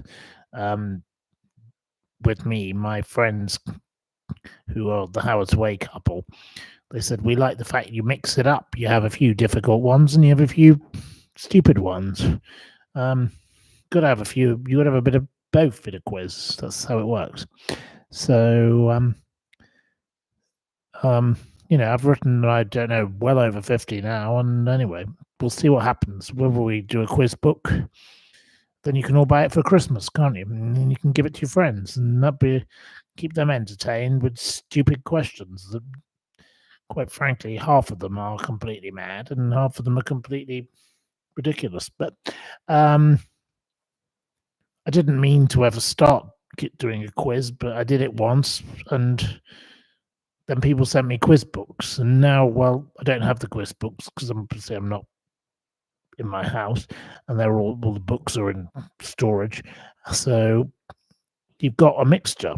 So I write my own, and every morning I think of things, and I go through my notebook and I look for something and I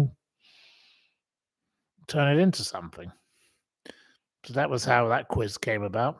Just a mixture of random things. You've got to have a bit of sport. You've got to have a bit of music. You've got to have a bit of politics. You've got to have a bit of history.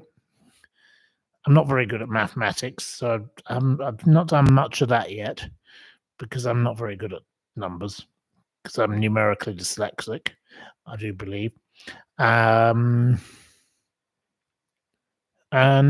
you do a bit of travel, geography, whatever, tourism, bit of food and drink. Then everybody has a chance because we all know something about something. As long as we don't have questions that are too obscure, I suppose. And some of my questions are a bit obscure for some of you, it seems, in some occasions in the past. So I don't know what we do about those. But, so what? You try it out with your friends. Just a bit of fun, isn't it? You can sit and challenge your friend of an evening and just have a bit of variety of spice of your life. All these quizzes, here we are, loads of them.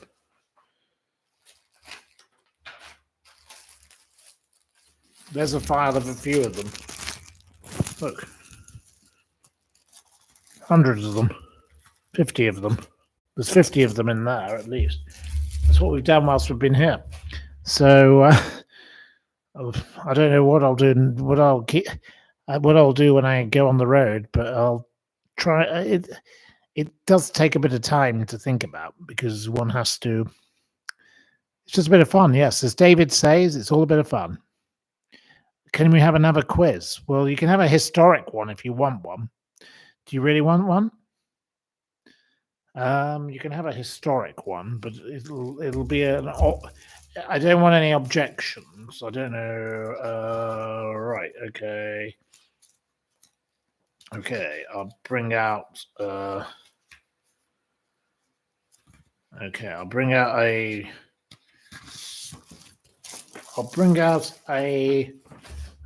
Oh gosh! There goes my microphone. Oops. Shouldn't have done that. Oops. I didn't mean to do that.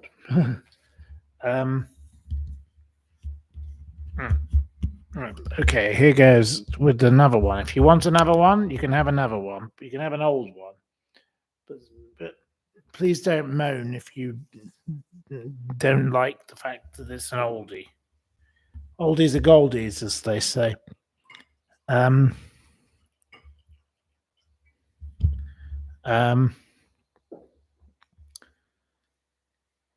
My late grandmother always used to say, make new friends, but keep the old. The new are silver, the old are gold. So there you go. That's how we deal with old things. She was a wonderful lady, was my late grandmother. Granny Steeples was an absolutely legendary lady. And that was her favorite phrase. She was always very keen to point that out. Keep with your old friends. Because you never know about the newbies. They can't be trusted, can they? Until they've proven themselves. And then they become the old friends as well. So anyway, she wasn't nasty at all. She was just being practical. And I thought that was a very good, wise phrase that she always... I don't know where she got it from, but I must look up its history. I never have. Okay, so I'm going to do another quiz. Okay, right, another quiz. You want another quiz? You're getting the old quiz. And this is an old quiz, so don't start moaning if you are moaners, whoever you are, because some of you do. And say that this is a quiz we've done before because you have done it before. There's no doubt about it because it's in the folder. Once it's in the folder, It's definitely been done. So, what are the names of the two men convicted for the 1995 Essex boys murders in 1998? I need both names from you, both of you, both names. And Justice Secretary Shabana Mahmood is trying to stop the release of one of them. The other one was released in 2021. No, I need their full names. Okay, well, no, I'll allow actually the surnames. Fair enough. I'll accept it, even though you don't spell it correctly. SS Racing can have it. You don't spell the name correctly, but it's Steele and Holmes. SS Racing gets 1 point. Okay, 1 point to you. It is, of course, Michael Steele and Jack Holmes. There we are. So, anyway, the Range Rover murders. I know a lot about the Range Rover murders. Too many bloody boring programs about it. One of them was a bodyguard, the three men to someone I knew. I never met these people, don't know anything about them. I don't know whether these two men are innocent or not. It's not a case I'm particularly interested in, but there've been so many films about it, it's completely ridiculous. They were just a bunch of nasty drug dealers. Given the way they behaved, probably what happened to them would have happened in a different way in other places in different times if that hadn't happened. Okay, which political party did Australian journalist Amanda Platel work for between 1999 and 2001?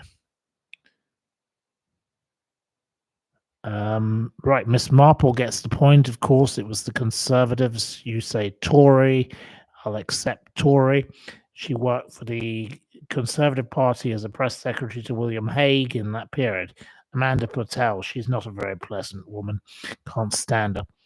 Vile, horrible woman. Which newspaper did Noel Clarke sue in March 2025 for libel? Which newspaper? Miss Marple gets a second point. Of course, it's The Guardian. I don't know what the result is. I had lunch with Noel Clarke with an actress friend of mine a couple of years ago. I don't know what to make of the whole matter.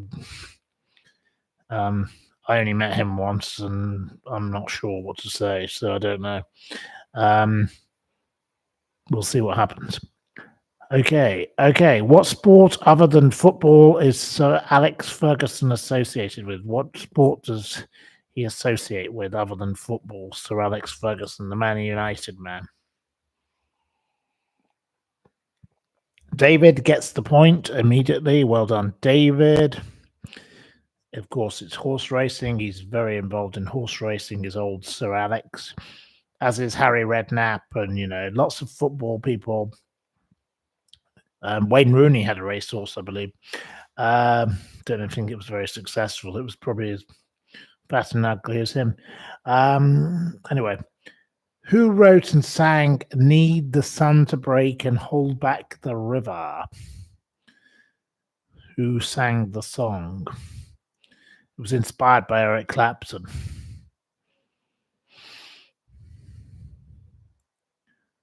It wasn't Cilla Black. It wasn't Nat King Cole. It wasn't Mickey Ronnie. It wasn't Mick Hucknall. It wasn't Steps. It wasn't Aretha Franklin. It wasn't Dennis Waterman. No, you're not doing very well at this one. It wasn't Janet Evans, and it wasn't Anthea Turner. It wasn't Jimmy Nail. It wasn't Whitney Houston, I assume. We had a bit of Whitney Houston being sung at us yesterday because we sat outside a restaurant and they started doing karaoke. They were actually much better than the last karaoke we went to in this vicinity. The last one was seriously bad. It wasn't Boy George, and he's a vile, horrible piece of rubbish. My friend was assaulted by him, so I don't like him. It wasn't Kylie. It was Kylie is a lovely the pint-sized pop star. We love our Kylie. It wasn't Ella Fitzgerald, lovely voice. It wasn't George Ezra. It wasn't James. It was James Bay. Keeley gets the point. Well done to Keeley. You got there in the end, one of you. So there we are. So there we are, straight away into that. Well done. Okay. Who writes the column, The Turf, for The Spectator? Who writes the column called The Turf, the horse racing column for The Spectator magazine?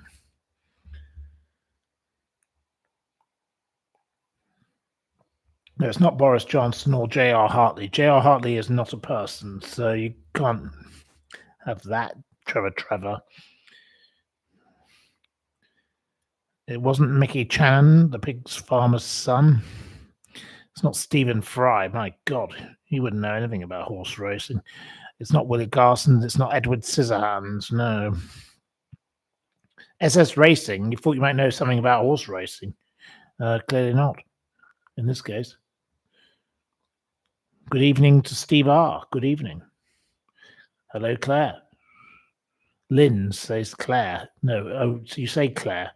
It wasn't Claire. What was the question? Okay, I'll repeat the question. What? Who writes the column, The Turf, for The Spectator magazine? No. It wasn't Keir Starmer, no. No. It's not Frankie Dettori. He's bankrupt anyway. He can't do it. And I like Frankie very much, but anyway, he's in America now. It's not Princess Anne. She doesn't write columns for newspapers. It's not all a mystery to you. Right.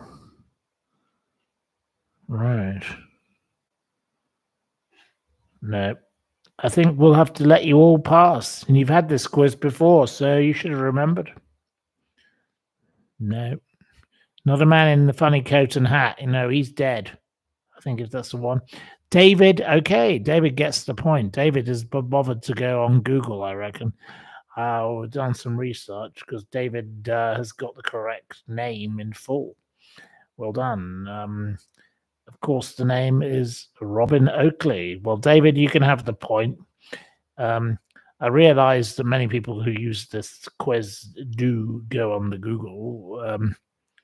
It's just like a pub quiz. Everybody cheats. I know everybody cheats at a pub quiz. I remember when I was at university, that's what we did when we used to go to the pub in Gloucester Road.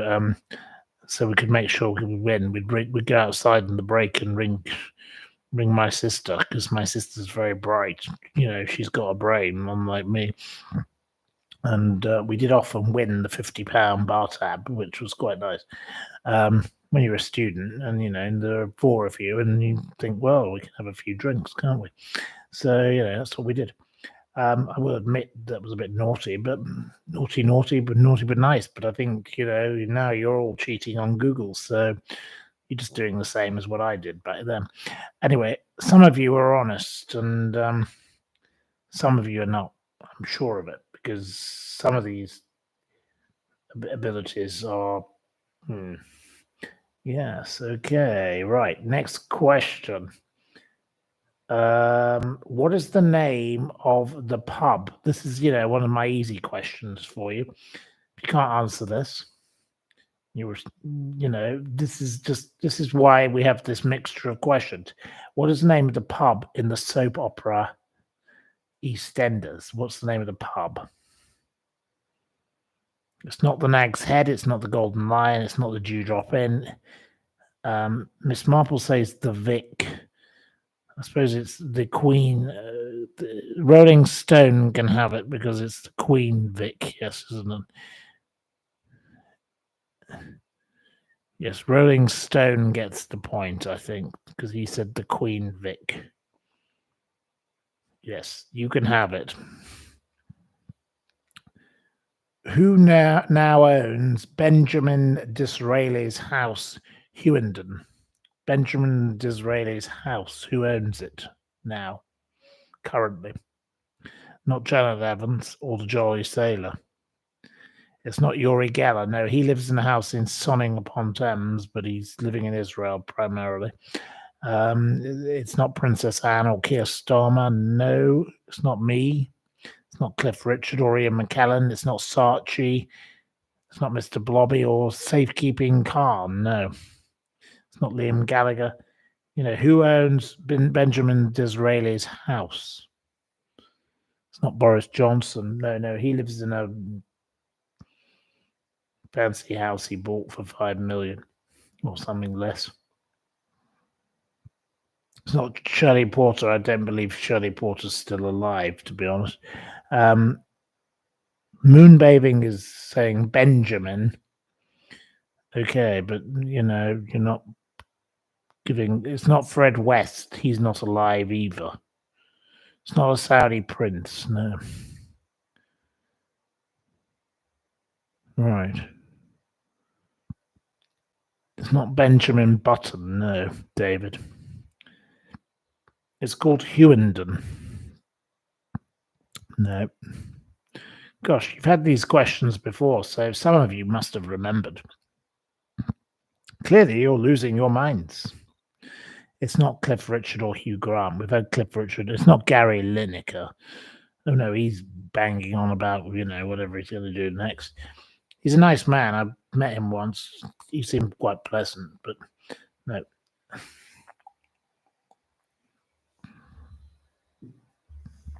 It's not Hugh Endon who owns Hugh Endon. TMTB says it's a museum. Well, who owns it? Can you have a clue? Who actually owns it? Not the king, no. No, it's a very simple question. I can't believe you can't answer this one. This is a simple one. Oh my God. Not the Duke of Westminster, no. What's he got to do with Benjamin Disraeli? It's not Princess Anne or Katy Perry or Paloma Faith or the government. David gets the second point. Well done to David. David is the one who finally gets there. Of course, it's the National Trust. There you go. Who owns it? The National Trust. It was given to the National Trust, wasn't it? So, yeah, that's who owned Disraeli's house. There you go. Okay. Next question. Which author disliked Yorkshiremen so much that he suggested that the Yorkshire Ripper, Peter Sutcliffe, should be just referred to as the Yorkshire?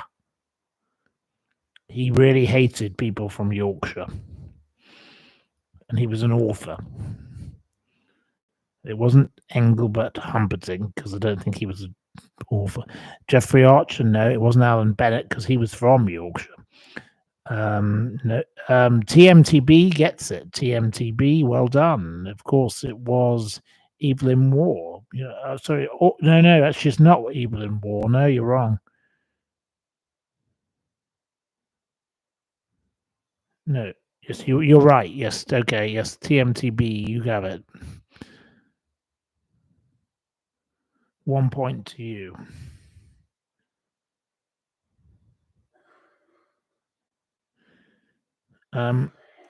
What does Tom Parker Bowles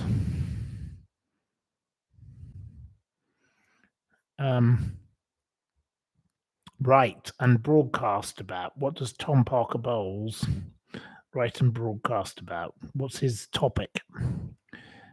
Miss Marple, you can have the point. So you're now in the lead. He writes about food. He's a food critic. Okay, so my great uncle was a hero in this disaster. He was part of the story. He was the sports person editor of the Daily Express at the time. Peter Howard was his name. In which year was the Munich air disaster involving the Busby Babes? Which year did it occur? Which year? No, which year? Not what was it? David gets another point, second point. Of course, it was 1958, the 6th of February. No, my great uncle, Peter Howard, was thrown out of the plane and into the snow, and he went back in and he saved several people's lives. And, you Google him, Google Peter Howard, and you'll see that's one of my relatives. So that was Granny Howard's husband, well, my grandfather's brother. So, there was quite an incident. Um, so, I think if you look up Peter Howard, and you'll get my sister's tribute to him on the internet, which is very nice of my sister. She writes that thing. So there you go. What a hero! Amazing man who did good. Horrible thing, and lots of other people that day were obviously heroic. So there are here. Yes, there is an article about him online. Yes, my sister contributed to the various things about it, and yeah, there's photographs of him, and yeah, he was a hero. So yeah, to be thrown out of the plane and then go back into a burning plane and rescue other people is a very well done him. Lovely man. So there we go. We like positive people who do good for the world. Yeah, we like to celebrate the good people as much as we like to berate the bad people. Yeah. So anyway, this quiz is all about lots of things. So okay. Okay. Now we're on to something a bit more wacky. In which year did Elon Musk rebrand Twitter to X? Which year? Just the year. We don't need anything else. Just the year. It wasn't 2024. It wasn't 2022. David gets another point. David is now in joint first. It was 2023. Okay, who was the author of The Tale of Peter Rabbit? The author of The Tale of Peter Rabbit. Lois Petzold gets a point. You're joining the game, Lois. We like Lois very much. Lois gets a point. Of course, it was Beatrix Potter, the Lake Districts, and all of that. Okay, what is the alternative name of the principal station in Edinburgh, Waverley? Oh, gosh, I've just given you the answer. Oops, I didn't mean to do that. Sorry. Well, Joyce got it before I actually said it. So Joyce Grove, you can have the point. You don't have a point, so Joyce Grove gets the point. Well done, Joyce. You were very quick. Named after the Waverley novels by Sir Walter Scott. Okay. What hotel in London's Mayfair district was said to be the inspiration for At Bertram's Hotel by Agatha Christie? What was the name of the hotel that inspired it? It wasn't the Plaza. Lois gets the point. Lois, well done. Of course, it was Brown's Hotel. It's owned by Rocco Forte. I've stayed there myself. I love the place. Fabulous hotel, lovely management. Rudyard Kipling spent his wedding night there. Mark Twain, A. Milne, everyone has associations with Brown's Hotel. People go there for afternoon tea and all that, but I enjoyed staying there when I stayed there a couple of nights.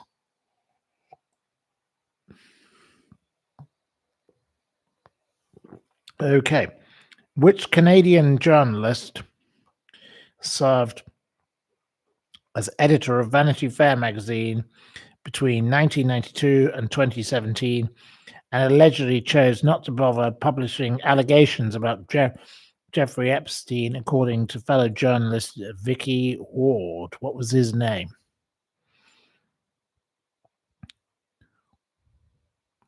Who was the editor of Vanity Fair between 1992 and 2017? It wasn't Janet Evans, no. Steve R says no idea. Well, you clearly don't read Vanity Fair, but quite frankly, who does read Vanity Fair anymore? It's boring. It wasn't Rupert Murdoch. Rupert Murdoch is not an editor. He's an owner. It wasn't Piers Morgan. Certainly not. It wasn't Versace. Why would Versace be an editor of a magazine? We do get some very strange answers to questions in this little vicinity. I don't know. It wasn't Owen. Oh my God. He's too busy being a gobshite for the Guardian. He's awful. Absolutely vile. It wasn't Robert Maxwell because he was an owner, of course, but he was dead by then. He died in 1991. It wasn't Janet Street Porter, and it was definitely not Janet Evans, and it wasn't Cliff Richard. Hey Tigers gets it correct, but I'll allow you, even though you don't spell it correct. His name was Graydon Carter, not Grayson. No, Graydon Carter. So in future, I don't know. Maybe I should start actually having a spelling rule, because Anne Robinson would not tolerate this. She'd say to your weakest link goodbye. Annie would not be having any of this. You know, the sweet pea of Victoria Grove would not be having this. I don't know. I don't know whether I should allow people who don't spell correctly because it is kind of cheating. You've got to spell the name correctly. But anyway, at the moment, we've got one person clearly in the lead. So we'll see what happens. Okay, right. Next question. In which year was the British gambling firm Ladbrokes founded? When was Ladbrokes founded? The British gambling firm. It merged with Coral in 2016. And it was founded as a commission agent for horses trained at Ladbroke Hall in Warwickshire. There you are. But you didn't know that. It wasn't 1888. No. Gosh, there's lots of answers, but are any of them correct? Probably not. I think we've got one here that's correct. If they come in thick and fast, and then I have to go scrolling backwards. It's very difficult to do this, you know. This is why I need help. Right. Miss Marple gets the point. So Miss Marple is now in the lead. It was 1886, of course. So there you go. So Miss Marple wins the point on that one. Okay. Who wrote the Inspector Morse novels? Obviously written between 1975 to 1999. The TV series went from 1987 to 2000. Who actually wrote the novels? I don't care about the program. It wasn't.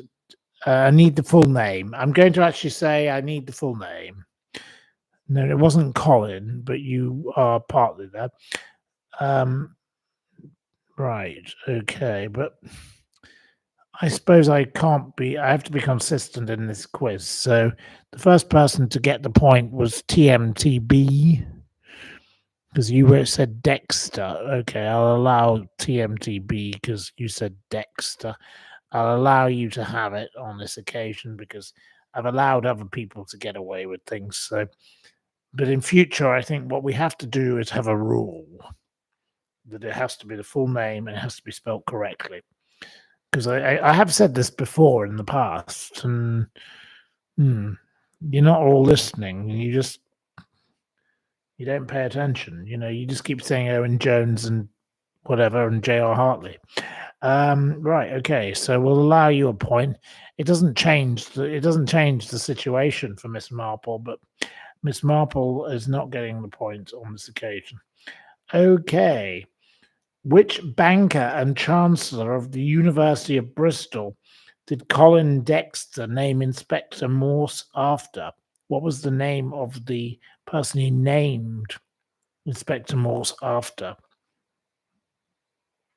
He was the chairman of Lloyd's Bank as well.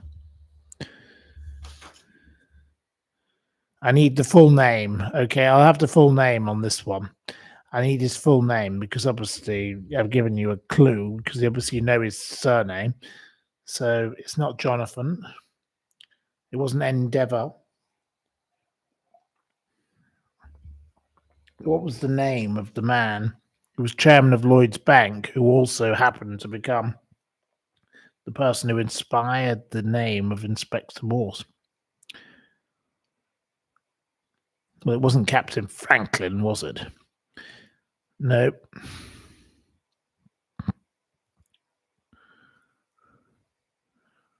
It wasn't a Rothschild, no, but his name. Oh my God, it wasn't Mr. Morse, no. No. His surname was Morse, obviously, because that's what. It wasn't Inspector Gadget. You a fool. I think you're trying to be witty, all of you, but you're not being wise. Steve R needs a drink. It wasn't Jeremy. Well, actually, Miss Marple, you can have the point, giving you 5 points. He was called Jeremy Morse. He was Sir Jeremy Morse. He was the chairman of Lloyd's Bank. That's who he based it upon. Sir Jeremy Morse. So, yep, you can get that point. And our final question, which won't change anything, is who played Tinker Dill in the BBC series Lovejoy? What was the name of the person who played Tinker Dill in Lovejoy? Tinker Dill. The actor. It wasn't Ian McShane, no. He played Lovejoy, obviously. Who played Tinker Dill? The man with the beret. Who played him? Peach H gets the point. Well done, Peach. You're a newbie. I don't know who you are, but you're welcome and thank you. You get 1 point. You're not going to change the game, but there we are. Tinker Dill was played by Dudley Sutton, of course. And Dudley was a lovely man who I knew. Died in September 2018. Chelsea Arts Club legend, expelled from the Royal Academy of Dramatic Art, played the title role in Joe Orton's original Entertaining Mr. Sloane. Obviously, in that play was all about the 1967 Kenneth Halliwell, 9 blows to the head, murder, killed himself, overdosed, and all the rest of it. So there we go. That's what that was all about. So, no, our winner on this quiz was, of course, Miss Marple. Miss Marple is very, very, very talented at quizzes. Well done to Miss Marple. Jane, I think you're doing very well. You keep winning again and again. Whoever you are, keep coming back. But we don't know who you are. But I love a bit of Miss Marple, the original program. I like the Joan Hickson version. I don't like any of the subsequent versions. No, thank you. Absolutely vile and boring. There we are. So, yes, well done to Miss Marple, who got 5 out of the 20 points. David got 3 points, so it did very well. And Lois got 2, and David, Lois.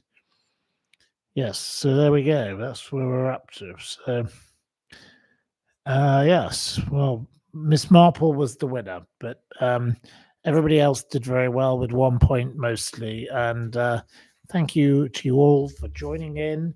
You've been absolutely wonderful. We're not doing any more quizzes tonight. No more of that. It's soon time for me to go and get some rest.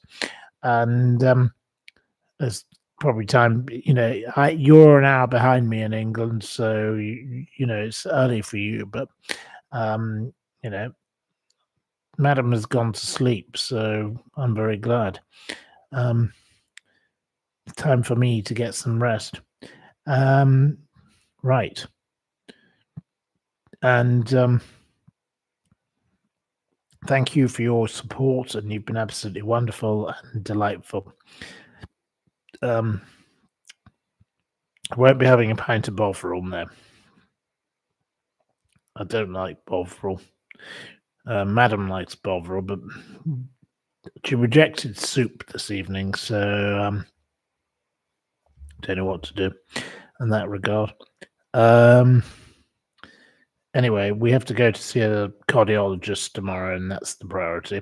But anyway, we wish you a happy, lovely evening from, dark Saint-Tropez, Port Grimo. And pip pip, have a lovely night, good luck, and good gardening. Take care. Have a great evening, and see you soon. Bye-bye.